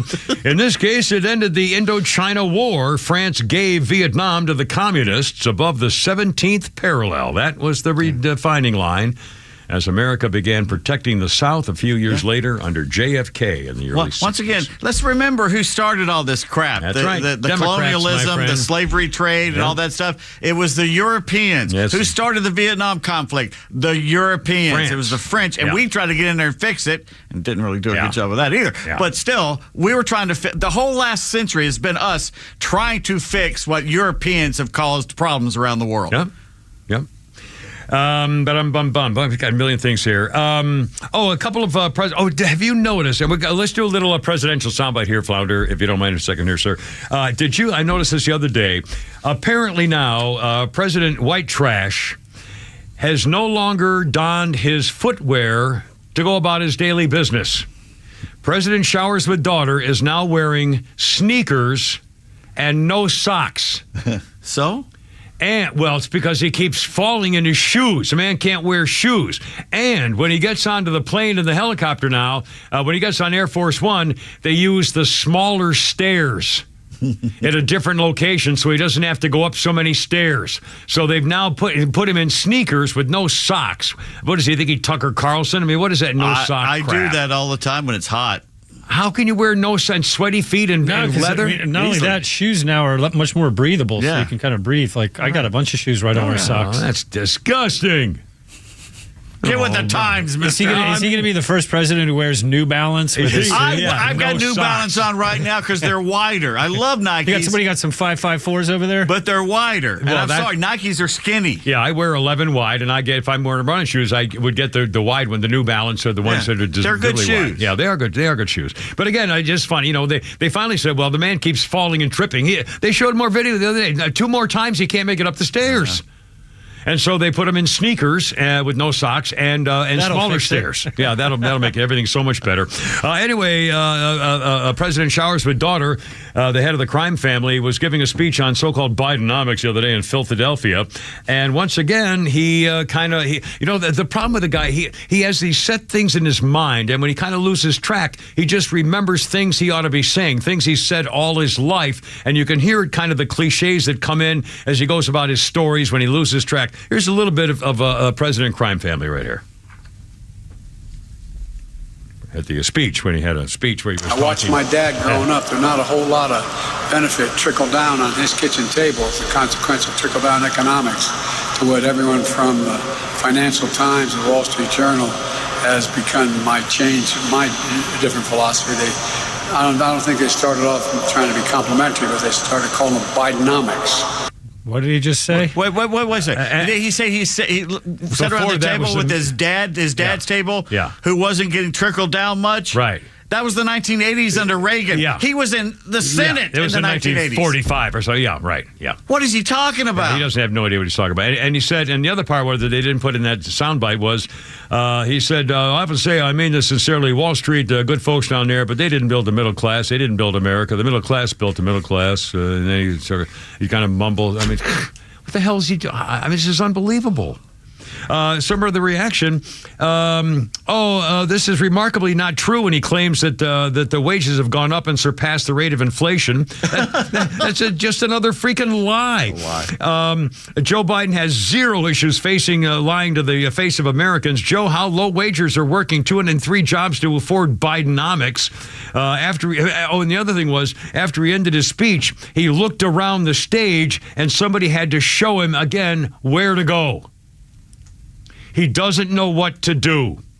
Imagine if he had to remember where the hell he parked. Oh, my God. LJ says he knows exactly what he said. He said, Batacat care rabba. He was talking to John Fetterman. We said before, a Biden-Fetterman ticket is a no-brainer. Perfect. A no-brainer, all right. By the way, here's a bizarre... Put on the wrist. Here's a bizarre story with a happy ending. Yes, sir. In Lebanon, some people outside a government building saw a black garbage bag, and they thought they heard some squeaks coming from it. And the problem was the black garbage bag was being carried along the ground by a dog. Okay, a dog is carrying a black garbage bag in his mouth, strutting along, and there are cries inside the black garbage bag. So someone said, here, boy, and son of a gun, there's a baby in there. The baby was scratched and bruised on the face and body and is alive. They took it to a hospital. And people are saying, oh, my God, the dog had more humanity and kindness and cunning and intelligence than some satanic mutant in human form. They wonder whether some wild lady threw the child into an unknown destination, unknown place, in order to throw her to an area where wild dogs would finish her off and no one would ever know she had a baby. Well, the baby's going to be fine. And apparently there's a lot of this happening. There's a lot of incidents of child abuse and of leaving. They found one little 6-year-old girl had been sexually assaulted and murdered. Oh, God, anyway. But a dog carrying a baby in a bag saved the baby's life. It's a dog, man. Wow. And then, speaking of saving your life, and this is really a cool story, a 13-year-old Texas girl was walking along in San Antonio, and a 61-year-old man got out of his car, raised a handgun to her side, said, get in the car or I'll kill you. If you don't do what I want, get in my car, I'll kill you. She got in the car. That's the mistake. He drove from Texas to California. Along the way, he was raping her as he drove along the way. Got to California. He went into a laundromat to wash his dirty, filthy clothes. The little girl wrote on a scratch piece of paper, she wrote the letters, help me, and started waving it out the window of the car. And then when authorities started showing up, she mouthed, help, help, help from the authorities. They went inside the place and got the guy. Inside the car, they found a BB gun, a help me sign, a pair of handcuffs, and discovered the girl was reported missing from Texas. And she had her own help. And by the way, it reminded me, what is the hand sign for help? It's squeezing your thumb, squeezing your hand. We'll do it in the camera. Something like that. It's something like squeezing your fingers into your palm, and I think you keep your thumb up or your thumb above. Kind of a flip of your fingers. It's like this, and that. If you see someone doing this in a car window, it means help me. Walking, just they need help. It means help me. I think if we're wrong, correct us. I think that's it. I don't remember whether the thumb is up or whether the thumb doesn't matter, but it's this motion like this, I believe. Means it's like come to me or, come and get Circling me. Back to your previous story, Wiener says that dog probably just thought he had takeout. Could have been To save this for later? Yeah. I'm full right now, but... He went through the walkthrough. Well, that's something you would do, all right. Yeah, you'd probably steal the salt shaker and maybe a loose baby. If there's somebody leaving a baby and they go to the bathroom, Pete would take the baby home, too. If it's on the table, it's his. It's mine. It's unbelievable. I paid for the table. 5 o'clock. We get a little herping and holding and holy crap at sports. And what the hell is slam ball? We're trying to find out between now and then. What's Barbieheimer? It's possible. It's possible. 5 o'clock. Look out.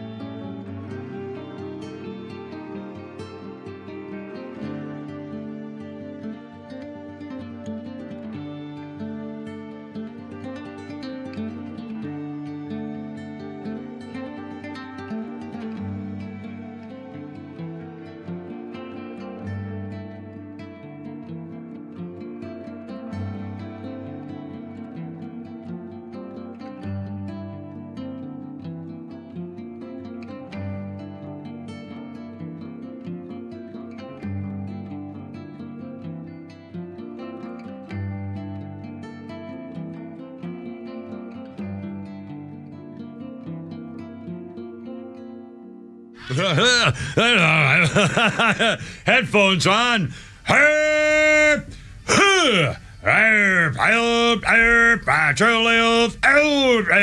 Let's get it together, ladies. Left shoulder, right of blank. Ready on your dog. Target. Look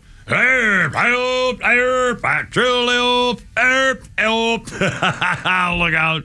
How's it going? It's only me. It's only the Kimmer. Let her rip. Friday, 5:03, with Pete Davis, sidekick producer and sports raconteur extraordinaire. The mechanical mangler at the controls, Flounder, being monitored by Miss Veronica, by the way, I might add, who's listening to the show today and told us that she did have Barbie dolls and the whole had the convertible and the house and everything as a little girl. And that just makes her even more fond of the fact that Flounder has a little special lady in his life right now. Any plans for the weekend there, Flounder? Not sure yet. Gonna go grab some sushi after dinner, but other than that, no real big After plans. dinner, you're going to get sushi? Well, after the show. I'm sorry. Well, that's kind of sort of casual. What about your lady? May want to know what you're planning for this weekend. I mean, don't you normally have plans to go out on the weekends? I mean, we'll figure something out. Oh, my God. Oh, you're taking her, too. I just thought you were going out for dinner. Oh, well, that's very good. That's good. Very, very enough. Casual. That's more we're doing. Outstanding. Oh, yeah. I got the horses. I got the... You got the horses? See, I got nothing then. You got horses. He's got a girl. Horses. I got dirt track. Yeah, you got the dirt. Are they going to do that this way? Of course. It's not raining. Well, yeah, and just notice you just looked out the window, and apparently there's a huge storm over North Atlanta somewhere, I guess. Yeah, going south Black of us. clouds, and oh boy, here we go. Anyway, here's the number if you want to join us on the phone, which is unlikely but fun. We have a caller. We do have. Oh my God! He's been waiting for 45 minutes. Oh well, now see if someone had told me that, we would have taken him on the phone. 404-741-1230. Well, caller, welcome aboard. Stinky. And I'm so sorry that we didn't. I didn't do a better job. You're on the radio now. Finally, welcome. Who is this? Stinky. Stinky. Hey, hey, Stinky. How's it going? Yeah, Stinky. Stinky calling here. Yeah, what's up, man? Hey, yeah, I heard you were going to be getting into the dating scene, so I've got some tips for you because All right. I recently got into that scene. Okay, all right. And I think you could learn from my experience. Your experience? All right, sir. Please help me out here. Here you go. This will save you some time. These are a few things I learned. Let me give you a little background first. Yeah. I'm 10 years younger than you, pretty much exactly Pete's age. All right. Divorced in 2017 after 32 years. I'm an empty nester. All right. Permanent work from home after the lockdown. So, you get kind of lonely, right? Well, So, 2020, I joined 3 sites, Kimmer. Right. And let me tell you something. The over 60 dating scene is rough. Do not let Rhino fool you. Yeah, rough. It's very rough. I'm sure of it. There's a few good-looking women out there. I will tell you that. Watch for the scammers. There are some scammers out there. You can't trust women overseas. Yeah, you can't really trust women anymore. So, now those were the very young ones that were hitting on me. But anyway, those are the ones where you can.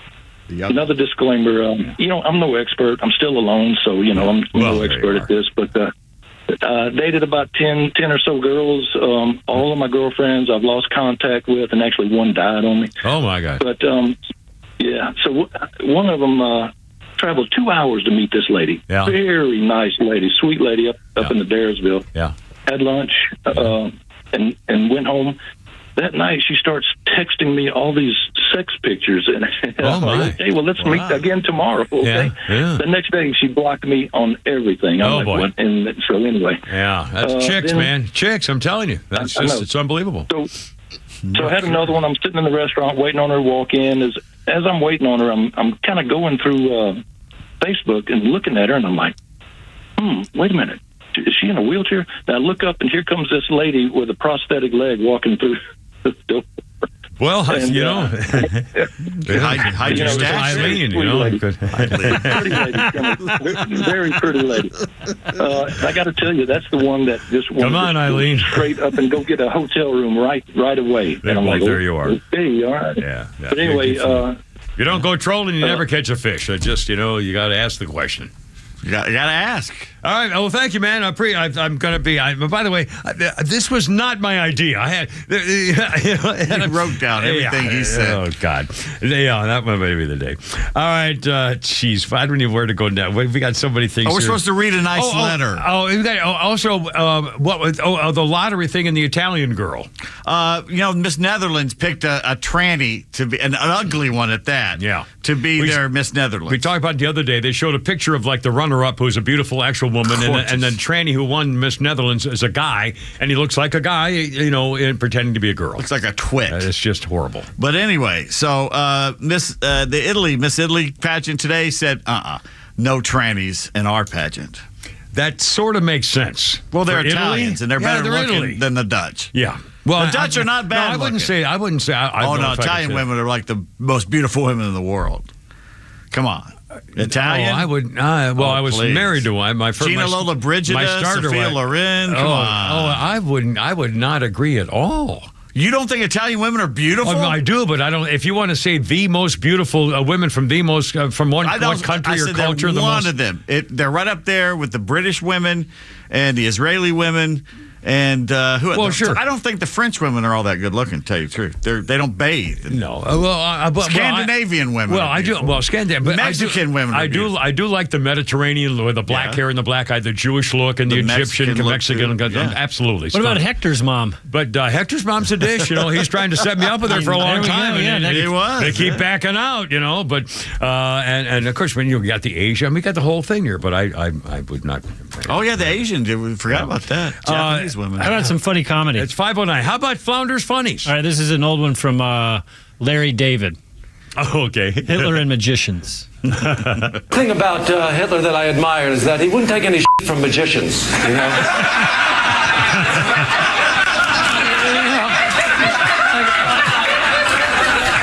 Hitler was a big fan of magic, and Hitler would go to a magic club, and he'd watch the show, and afterwards he'd go backstage to talk to the magician.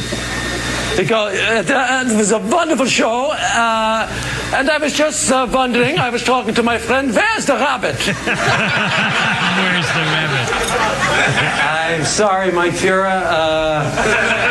I'm really glad you enjoyed it, but we're really not allowed to tell about the secrets. They're tricks. We're not allowed. Yes, I understand you're not allowed to tell, but just tell me, where's the rabbit? Mike Fura, it's a union thing. Where is the rabbit? You will tell me where the rabbit is now! Larry David. I haven't watched his show. Is this show still on? Oh, yeah. Yeah, it's still around. Yeah. And who is Richard Lewis? I mean, who's with him now? Has he got Jeff Carlin? He's still there. Thank God he's still with him. What about the chick, the girl with the Cheryl? Who's the wife of RFK? Right. Oh, wait a minute, that's his wife? That's his wife, Cheryl Hines. His actual real life wife? Yes. I can't believe I didn't know that. I thought we talked about that about a month ago, yeah. Of course God, if we did, I don't remember. I can't believe it. Yeah, that's his wife. Yeah. She's a good-looking woman. Oh, she's attractive. Yeah. Very funny. She keeps her shoes on. She's fine. I can only watch his show in like 10 or 15-minute segments, though, because you start cringing, and he's like, it's just too much at once. Yeah, it makes you uncomfortable. It is uncomfortable. But the beloved aunt. Yeah. Obituary that was story. the one where he goes into the coffin to get back his 5-wood. Remember that? But when he was in charge of writing the obit and they misprinted aunt. And it wasn't aunt. It started out with cousin, but it came out there. That was the funniest one. That was the one where he tried to get his golf club back out of the guy's casket, buried with him. There's the real funny black guy on there that lives with him, JB Smooth. Oh, he's real funny. He's hilarious. Oh, I know that. He's in the Spider-Man movies. He's funny in those. Real kind of laid back and kind of. They're walking down the street one time, and he's like, "You like your color?" He's like, "I love my color. I'm mahogany." And you look at Larry. He's like, "You like yours?" No, I'm like toothpaste. I look awful. I look sick. Toothpaste. Oh my God. Oh, anyway, God, it's almost 5:13. Holy Crap of Sports is coming up. Also, what the hell is slam ball? I saw that. And should we do a Johnny Midnight? Yeah. Listen, in the next little while, we're going to do a Johnny Midnight for you. If you don't know what that is, we'll show you, have you hear it, and then maybe bring that back or something. Anyway, a lot of stuff coming up here with Kimmer P. Flounder and not Davis. On 106.3, 513. Look out. Here we go. Say bye.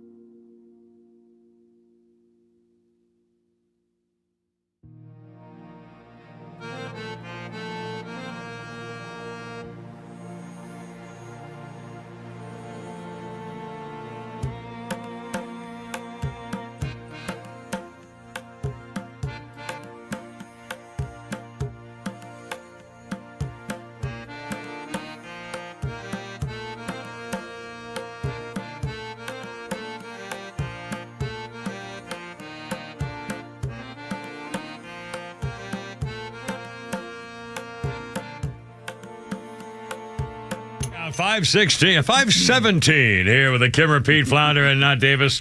Birthday list includes C.C. Sabathia, former pitcher with the Yankees and elsewhere, 43 years old today. I used to hate his glove. I hate that kind of baseball. C.C. Sabathia. Yeah, I didn't like him. Holy crap, it's sports with Pete Davis. We got a couple Georgia guys on top of the British Open right now. Excellent. Brian Harmon has been dubbed Brian the Butcher by the English press. What do you think that is? Wow. Because he eats a lot of beef or something, maybe? Or? He likes to hunt and eat wild game. Oh, there you are. By the way, Buck Ballou told me earlier that he hails from around Savannah or in Savannah or something like that. Excellent. And 5 strokes behind him at 5 under is Tommy Fleetwood, the Englishman. Yep. And right behind him at -4 is Sepp Straka, the Austrian, who also went to Georgia or is going there or something. Right. Now, what about the Georgia Tech guy, the 6'8" Tech guy? Trying to see. I watched him yesterday, finally on video. I saw some replays of it. He's 6 feet 8 inches tall, which is impossible as a golfer. George Archer used to be the tallest golfer in the tour. He's probably 6'4" or something. 6'8" is how he can be that good a golfer is impossible. He has, if you see it's worth looking at it or Googling it or watching on the channel. I think USA has it until tomorrow. Anyway, he has to stand funny. He has a very wide stance, and he dips down when he swings. He takes it back really up high, and then he dips about 3 feet down to get to the. It's the damnedest thing you ever saw, and he hits it beautifully, just creams the ball. In fact, I'll say this: his swing speed. I was listening to him this morning. His swing speed. The speed at which you actually swing the golf club. Do you have any idea what you're not really a long-time golfer, so you have no idea what your swing speed is. Flounder, you had no idea what your swing speed is, right? Have you been tested or anything? No. Okay. No. Well, that's how, the miles per hour that your club Never mind that. Now, I can tell you, most average golfers have a swing speed of probably a little less than 100 miles an hour. Yeah. And when I was playing a lot at my best, when I was a 2 or 3 handicap, and shooting in the mid-low 70s every time, my swing speed maybe 105 miles an hour. This guy's swing speed is 140. The average tour pro is about 115 or 120 maybe. His 140. I mean, it's unbelievable. He's like a praying mantis out there. It's just unfortunately, he's at the cut line because he shot a 79 earlier today. So he's right there. Yeah. He's right there. Good luck. I don't think Dustin Johnson made it. He did not make the cut. Well, you see some of the greens and the bunkers were unplayable. The pot bunkers and the fairways were unplayable. Pot bunkers. Yeah. The little teeny little round which you can't get out smoke, of. You ought to wish you were pot smoking in there. All right. Okay, what else we got? Braves in Milwaukee tonight for the first of 3 with the Brewers. The 1-1 Michael Soroka against the 6-7 Freddie Peralta. Today's baseball card of the day. Yes. It's kind of a brewer. It's catcher Phil Roof of the Seattle Pilots, a team that lasted 1 year before they moved to Wisconsin. But Phil looks like a Fed to me, so... I noticed that. Who's from Seattle Pilot? Wasn't there a famous Jim player? Bouton wrote a book about that year at Seattle Pilot. Tommy Davis played for him. Diego Segui were some of the players that played for him. I think it was maybe I was thinking about Bouton's probably the most famous because if you haven't of the read book. his book, by the way. It's a funny book. And the one he ball 4+5, the one he wrote when he came back with the Braves. Ted Turner let him come back with the Braves. Yeah. It was pretty good. Yeah. Right-handed pitcher Alan Winans may make his first pro start tomorrow for Atlanta. Just called up for Gwinnett, where he was 7-3 with a 2.81 ERA. The 27-year-old originally drafted by the Mets, so good luck to him. On this day in 1973, Hank Aaron became the second player in league history with 700 homers, launched a Ken Brett fastball into the stands, an 8-4 loss to the Phillies. That's what happened back in the 70s. They hit these home runs, but they lose. Who was the first person to hit 700 home runs? That'd be Babe Ruth. Babe Ruth did. You ever heard of him, Babe Ruth? Isn't that funny? I didn't remember that Babe Ruth had played for the record. Yankees. Yeah, Yankees my God. And the Red Sox and the Braves. Isn't that strange? I'd forgotten that he had. It's very strange and frightening that you forgot about Babe Ruth. It is that, yes. It is so much. The Athletics that plays rookie. Give me a chick, man. Rookie first baseman Ryan Noda on the 10-day IL due to a fractured jaw. Oh no! He broke his jaw taking a grounder in the mouth. Oh! Now some coach in Little League really failed that kid because that's not how you catch grounders. No, you catch it with your glove. The glove. Yeah. I don't know what's worse. Jared Kelnick, you breaking your damn foot, kicking the water cooler, or crying about it in your news conference. Oh, no. Please, come on. He cried about breaking his foot? I've let everybody down. Good Lord. Well, quit kicking water coolers. Yeah, that's a little mamby-pamby. SEC Media Days yesterday, all the Tennessee players were telling anybody who would listen, this is the year we're going to finally take over from Georgia in the East. Yeah. They also said Martians invented carrots. And Joe Biden got 81 million votes. Yeah, and I noticed they were celebrating because they didn't lose the ability to play in the postseason. They they have, what was it, something like 200 violations or something under the old coach. I think, yeah. Well over 100. And they lost players and scholarships and all this stuff. But they allowed them to keep their postseason schedule if they are going to. Now, they say they're going to have a great team, and they probably will go to the postseason, and they could be giving Georgia a fight for his spot. And how about this, Texas fans? Josh Heupel, the Volunteers coach, says there's only one UT. Ooh. And for Texas fans, that could cause a little friction next year when they're both in the same conference. Especially when they got Archie Manning's kid.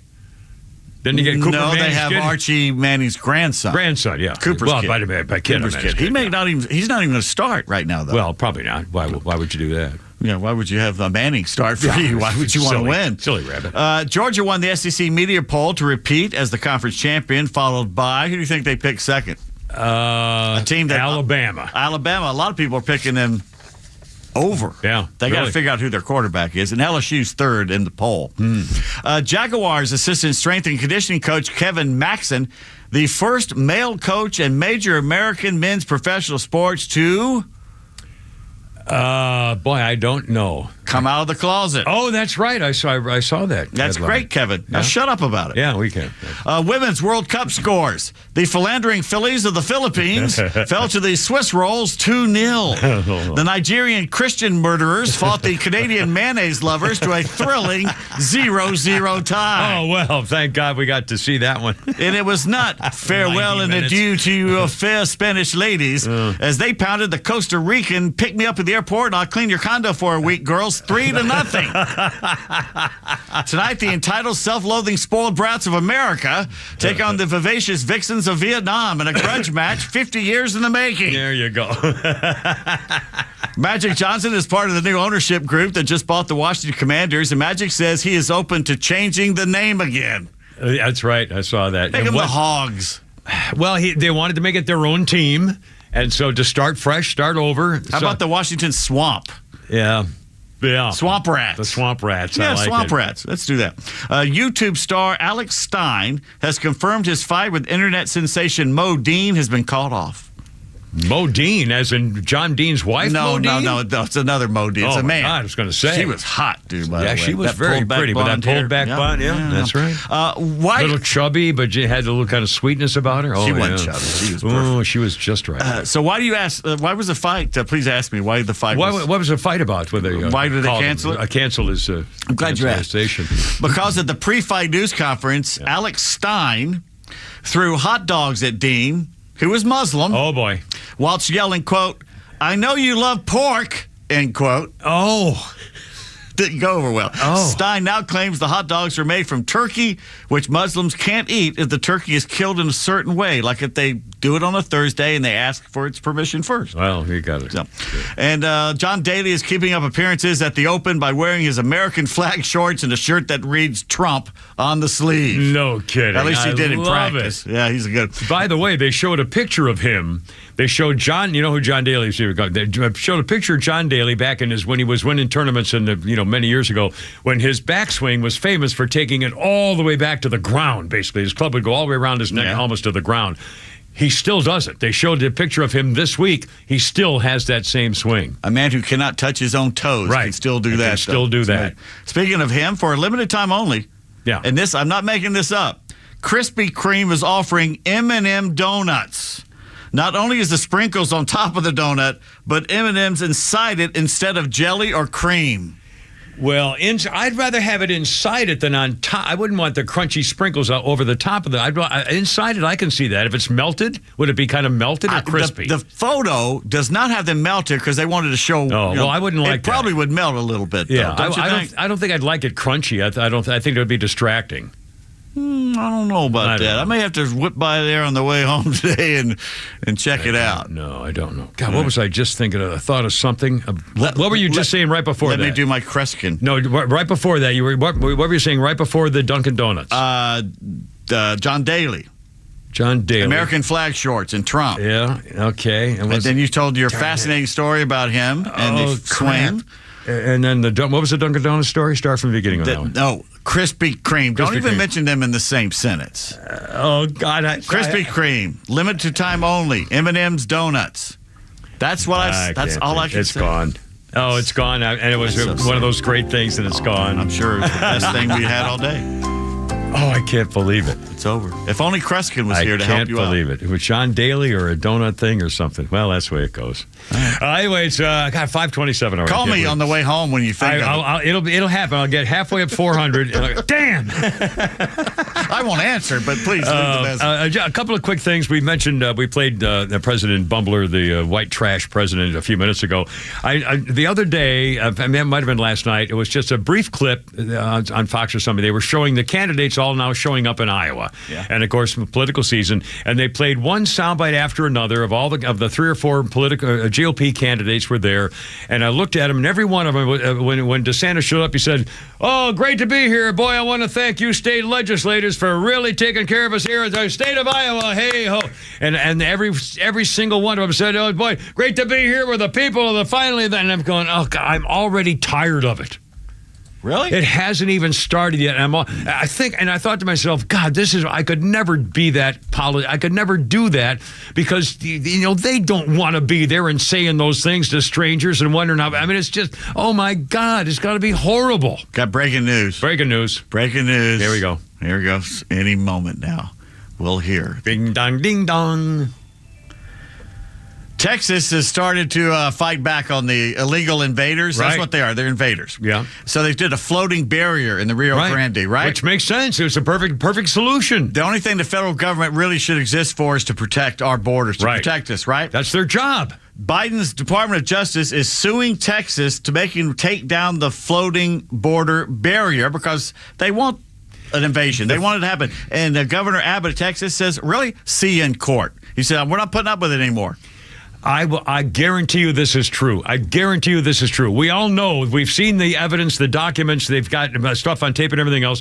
The Biden crime family, from the time he was vice president, even before, they've been taking money. There's millions of dollars. We know it's true. The FBI knew it. All this kind of, we all know this kind of stuff is true. I will bet you that once it's been proven officially, they see the documents or hear his voice where he says, "Give me my money or I'll ruin you and you Ukrainian people." Even if their evidence like that is finally shown, the Democrat leadership and the socialist Democrat leadership in this country will not care. They'll justify it by saying, well, between the times he was a private citizen and he never changed any policy, they were just, helping a politician in America, would help his family, whatever, and there's nothing to see here and it's no big deal. They would still vote for him. They would still support him, even though he would be a proven traitor to his country. Yep. And they would still support him. They're supporting him now. Everybody else knows he's a traitor. He sold out his country for money for the family and protected Hunter with the DOJ and the FBI. We all know that we've seen it. And the Democrats won't even talk about it. Media won't cover it. They don't care. And it's all because of how much they still hate Donald Trump. Mm-hmm. That's the only answer, which is why they brought up Donald Trump at the hearing the other day, because that's all they've got. And they'll still support him. You could have the proof in front of you like we do now, and it won't make any difference. Nope.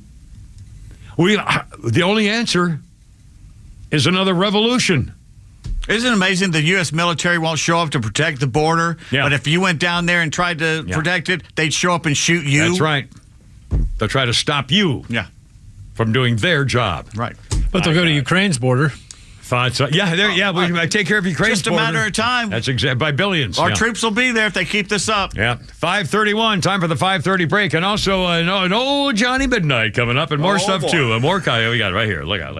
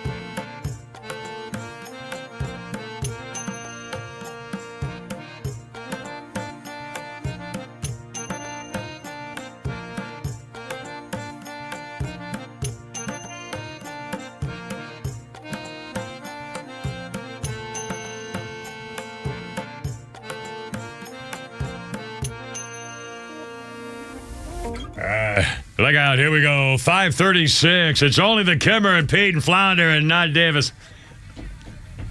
Yeah,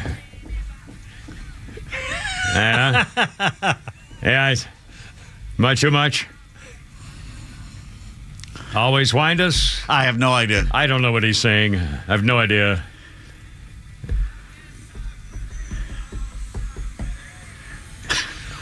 We're sock Winnie. We're so pretty. We're so pretty. We're so pretty.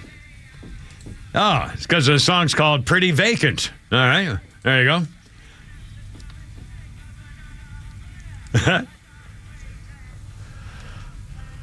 They don't care. I got part of that. It was the Sex Pistols on this day, 1977. Despite the protests, the Sex Pistols made their first appearance on the British music show Top of the Pops, where they lip-synced to their third single, Pretty Vacant. That performance on TV helped push their song to the charts up to number 7.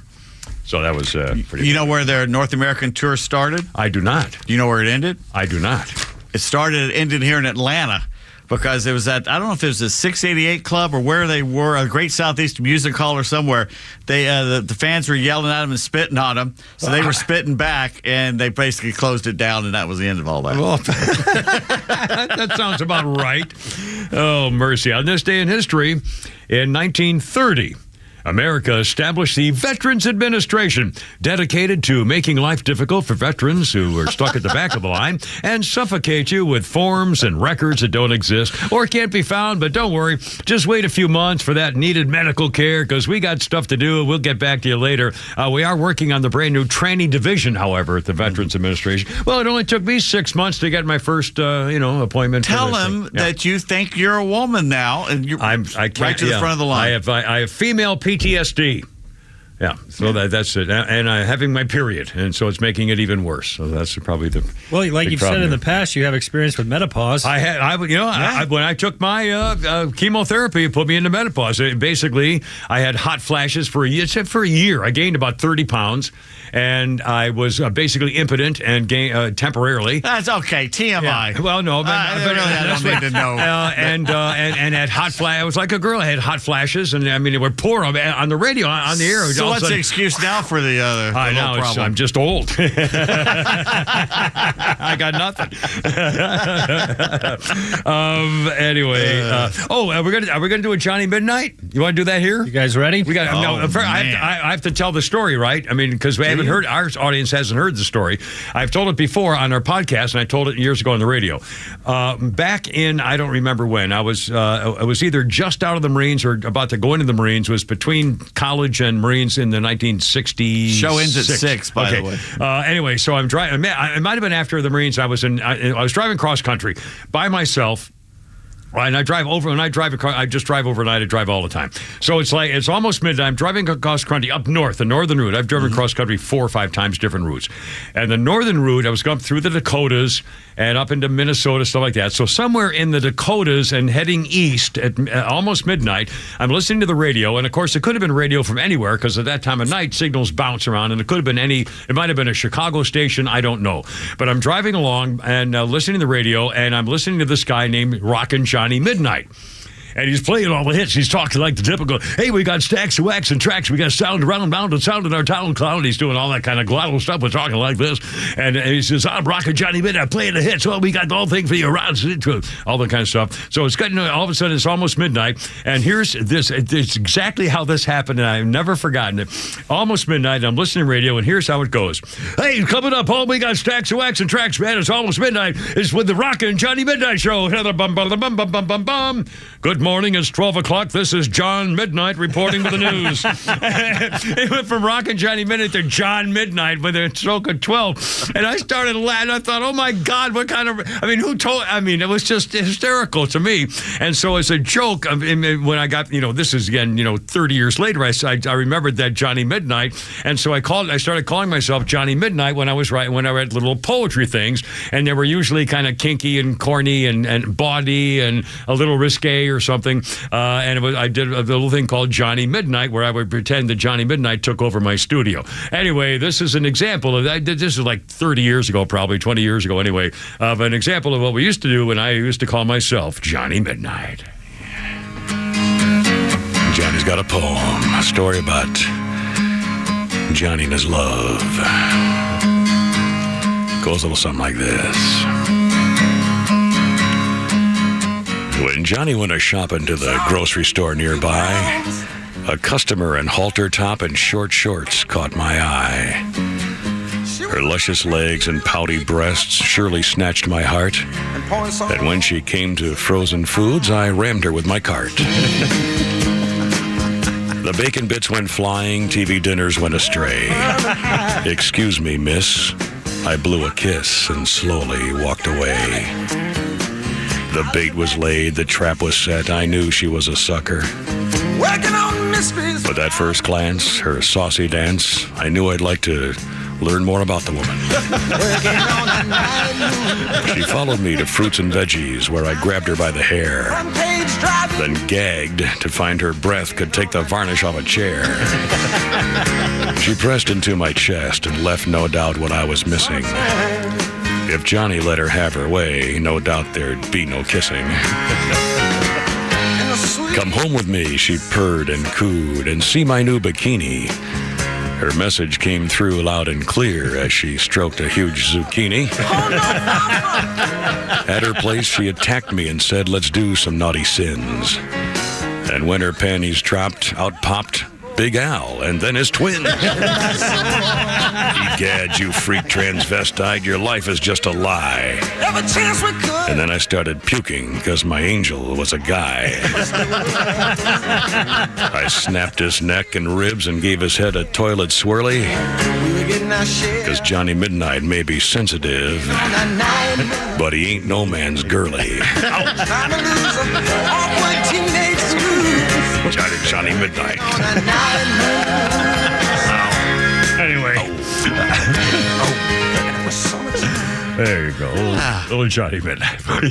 These people are still reeling from the impotent admission, and now you hit them with that. Well, it was a temporary chemical thing. It was, what was going on. Although it was remarkable that was pretty much the beginning of the downfall of what was in my head the whole time when Roman I thought it was real. By the way, Yes. Sophia says that the Sex Pistols probably at the Metroplex, which, gosh, that brings back memories. Oh my God, I haven't heard that Where was word the in Metroplex? 40 years or since the 70s, wasn't it? I can't remember where it was. Was now. it?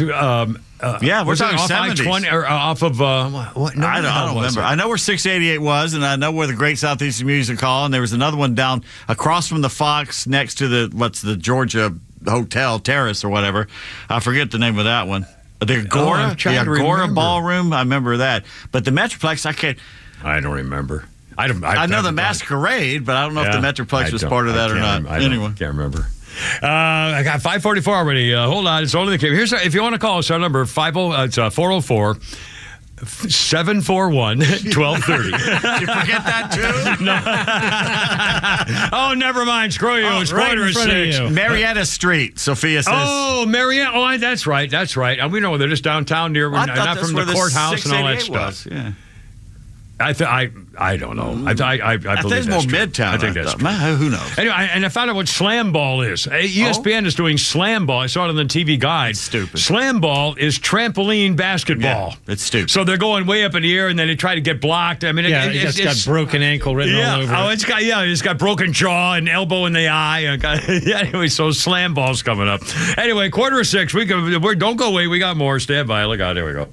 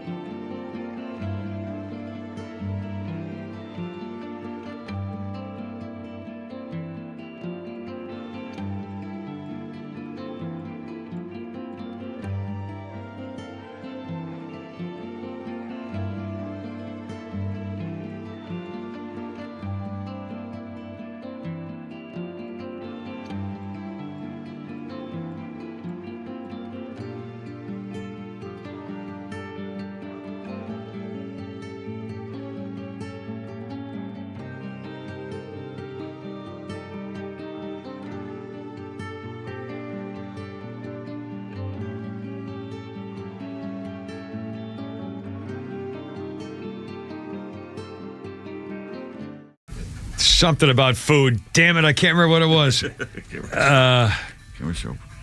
Oh, crap. I hate this. It's 5:48. It's only the Kimmer and Pete and Flounder and not Davis. So we're trying to, oh, my goodness. Think of it. A couple of shopping things. Oh, we'll get to that thing about dehydration thing just quickly in a second, too. A couple of quick shopping things. We were talking about banging in the. I did my Johnny Midnight, talking about the girl at the shopping center, and we just got a reaction, Pete, from somebody concerning. Robbie. Yeah, says avoid the pineapple in front of the cart, people. Now that's a thing for swingers. Is that still going on? People still doing? Do people even go to the store and try to? Wait, so what now? Well, the theory was that if you could pick up people at the grocery stores, and there were certain groups of people who had signals, and as I understand it, if you were to put a pineapple in the front of your shopping cart, it meant you were a swinger. Or if you put certain things upside down, it meant, I'm available or something. I mean, there were like keys and things going on. All the times you just put a pineapple in your cart, you had no idea. But it was apparently some kind of signals. And it used to be, I mean, many, many years ago, it used to be that grocery stores were very famous pickup places back in I remember in the 80s and 90s. I remember when I lived out of town for a while, and it was very famous in the mid-80s. Disco Kroger, absolutely famous for a pickup joint. All right, so placing a bunch of bananas in your shopping trolley with their ends pointing up towards the ceiling. That might work. Who puts them upside down? Well, it'd be silly. It's just a signal. Now, and also, in fact, I've been reading on social media recently, Trader Joe's. There's been 15 stories all of a sudden that apparently if you work at Trader Joe's, you are basically going to be having sex with all the other people who work there. And they have parties every night after work where they all have sex with everybody. I mean, you could Google sex at Trader Joe's and you'll find 50 stories, and they're all the same, but they're all, I met my wife at Trader Joe's, and so now I don't let her go on to the storeroom because I know they're all having sex back there too. I mean, it's just unbelievable. I remember all the Buckhead Bettys at the Sandy Springs Trader Joe's that would shop there. Well, you get those hippie chicks, and they're pretty loose. I always thought the employees were rather comely. They're not attractive. Not attractive. But again, that's why it's, they're all in it together. I don't know, I guess. And I was wondering, and this may be in the thing I was thinking Nut of. cluster on aisle 5. This is what I was thinking of, was where the new pickleball leagues, whether they're now doing the same thing with the wife cheating and the wife swapping that the tennis that the Alta used to do. Oh, Atlanta League of Tennis A-holes? When I lived up in that part of Alpharetta, on the east part of Alpharetta, and the Alta, we had tennis courts and all the Alta people. Honey, I'm going to be a little late tonight because we got there 9:30 till 12:30 in the morning practice with our, A lot of fuzzy ball handling going on. Yeah, apparently there. So, and I'll bet you pickleball's got, because those are all couples. Those are all people getting together in the neighborhoods. Crowd, yeah. Well, that, after a while, I mean, who knows? How long you're supposed to be able to trust a woman. Sorry. That was like a personal thing. Flounder answered that. Yeah. You're the only one with one, so maybe you should be. Oh, my God. What do you want to do? I don't even know. What do you care? We can read that wonderful letter. Oh, you got a very nice letter from somebody, which is very sweet. Wade sent a very nice letter here, and he sure did. And I'm going to find. Here it is, right here. Okay. You guys have made my day, as well as lots of my friends. I live in Northeast Georgia. I listen to the app or online. The Morning Extra I never miss, and now that you have Kimmer and Pete back on air, you have really hit a home run on programming. Thank you so much for giving everyone an alternative to the liberal stations. Podcast Park is another means to listen to great programming. You have another faithful listener for life. Thank you and the entire staff for creating what is fast becoming, if not already, the best station in the Atlanta market. William wrote that. William, thank you very much. It's very flattering and very humbling. I'm very touched by that. The lottery. By the way, have we got another Flounders Follies? Got a couple, yeah. Okay, well, we'll do one here in just a second. Just for the record, in fact, this meme, Pete and I were laughing about this earlier today. There's a fun meme going around now after the recent Powerball jackpot of over $1 billion. Congratulations to the IRS winning over $800 million the other night in the Powerball drawing. The IRS just won $800 million. That is despicable. It's unbelievable. What did the American government have to do with anything to do with the lottery? Nothing. Collecting it. They stole the money. Collecting the money. Stole the money to buy votes. Yeah. Unbelievable. And by the way, they're not always good news stories when you win the lottery. One lady wrote in to say, my ex-fiance won $86 million a couple of weeks after he proposed to me.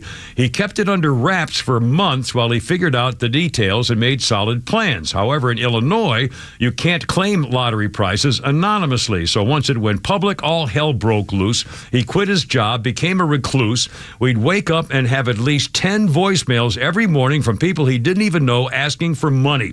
People started showing up at his mom's house demanding she make him give them money. The threats came to our apartment. We decided to move to a different state, paid for his mom to move too, but there was no going back to the life we had, and so amicably we broke up the engagement. It's been a year and a half. He's a drunk. He calls me a few times apologizing, regretting he ever earned the money. He and his mom are now safe, but they lost touch with all their old friends who just wanted money from them, and now he's only nervous that no one will ever love him again just because unless they were just after his money. Yep. Jeffrey Dampier added he was a lottery winner. Illinois lottery won $20 million, started his own gourmet popcorn business. He gave presents to his family, his sister-in-law, Victoria, was having an affair with. In 2005, Victoria, who was having an affair with his sister-in-law, and her boyfriend tied up Dampier and robbed him. Then Victoria's boyfriend pointed a gun at her and said, either you shoot him or I'll shoot you. So she killed him. To get the rest of his money. Abraham Shakespeare won $30 million in 2006. People have been leeching off his winnings, taking advantage. He gave most of the money away to help people out. A woman named Dee Dee Moore approached him and said, I'm writing a book about people taking advantage of you. And he said, oh, I'll help you write it. So they worked on it together. She then became his financial advisor because he trusted her to help write the book. No. And then all of a sudden, she took control of all his property and money. When he found out what she was doing, he threatened to kill her, so she killed him first. You know what would fix this problem? Just hand the check over to me. That's right. It's all you need. Anyway, it goes on and on and on. I got a plan. Yeah. Everybody, all my friends and all my relatives, they all get $1 million. Right. And also never ask for money again. Yeah, and we'll not be seeing you at Thanksgiving. You might, you might not. I'll see them. I'll just say, don't ask for any more money. That's the ball game. Well, of course, here's your $1 million. If you only win $1 million, that'd be silly. But if you win 400, what's I mean, hell, the Mega Million's got to be 500 million tonight. It's around there, yeah. Or something. Take half of that away and then start. But again, who couldn't live on 200 million? It's like the James Gregory lottery winners. James Gregory in the Waffle House. He's filling out the stuff, and the waitress comes up and goes, "How much is it?" And he goes, "It's 20 million." She goes, "I don't play unless it's at least 50." He said, "Let me get this straight. You're slinging hash at the Waffle House, and you can't use $20 million." Yeah, that's no good for you. How about a Flounder's Foul of funnies? What do you think? We got one more time? Yeah, absolutely. This is, since we just did Larry David, this is one from Seinfeld. Oh, excellent. Excellent. A lot of great places just suck. Then you go to a baseball game. You have a hot dog. The hot dog is cold. The bun is not toasted. The vendor is an ex-con in a work release program. You love that hot dog every time. Does it suck? Yes. Is it great? Yes. That's how close they are. Sucks and great are the only two ratings people even give to anything anymore. Hey, let's go see that new movie. I heard it's great. Really? I heard it sucked. How could it suck? It's supposed to be great. I heard the beginning is great, and then after that it sucks. Oh, that sucks. I know. It could have been great. I say to you, the sucks and great are the exact same thing. You have an ice cream cone, you're walking down the street, the ice cream falls off the top of the cone, hits the pavement, sucks. What do you say? Great. I love it. 5:57. The Harper's Index is out. I got the magazine, Harper's Magazine, and the Harper's Index is out. A couple of things are really bizarre. What do you think about this? All right. The Harper's Index is they do a research on various things that you may not be aware of and that are usually quite unusual. For example, the percentage of baby boomers who believe in hell. What would you think would be the percentage of guys like me in their 60s, 70s, whatever, who believe in hell? 65%. Flounder? I'd say 52%. Not Davis? I'll go 45. 45% of the baby boomers who believe in hell. 16% believe in hell. Wow. That's amazing. And I'm thinking to myself, I think, in fact, when I read this morning, I'm putting this thing together, and I thought, well, let me think. I don't know if I believe in hell. I've always believed in hell. Sheol. I've always believed in purgatory or hell or whatever, that there's a thing. If you believe in heaven, why would you only believe in one possibility? But again, who knows? I mean, we won't know till we die, and then we'll probably never know. If it's not there, we'll never know. So, but I hope to think you find out when you die. But I've always believed in hell. But at this very moment right now, I don't think Jewish people believe in hell, do they? No, I don't think so. Jewish people do not believe in it. They have something called Sheol. SHEOL. Is that purgatory? Is that their purgatory? I'm not quite. I asked somebody you once just have about your mother it. yell at you all the time. Yeah, they say that's it. Clean your room. You could have been somebody. I don't like her. Get another girl. I don't. Okay. Jewish mothers don't like their sons' girlfriends. I mean, well, you know what? If they didn't believe in hell after listening to that, they do now. They do now, baby. Let's see. Oh, this is kind of weird. A portion of speech pathologists who say there's an increase in children with communication skills difficulties since the pandemic started. Children who have speech problems and communication problems are up 80%. Thank you, teachers. Yeah, there you are. Not showing up Zoom for work. class. There you go. Put the mask on so we can't see what you're doing. Anyway, God, are we on already? God bless America. Hoorah, Semper Fi. Thank you all. And if we don't see you again, Not Davis, good to work with you, my friend, as an intern. And Pete and Flounder and the whole crew. And weekend plans, and off we go. Hoorah, I gotta go. You're killing me. Herp and herp. Thank you, boys. Here we go.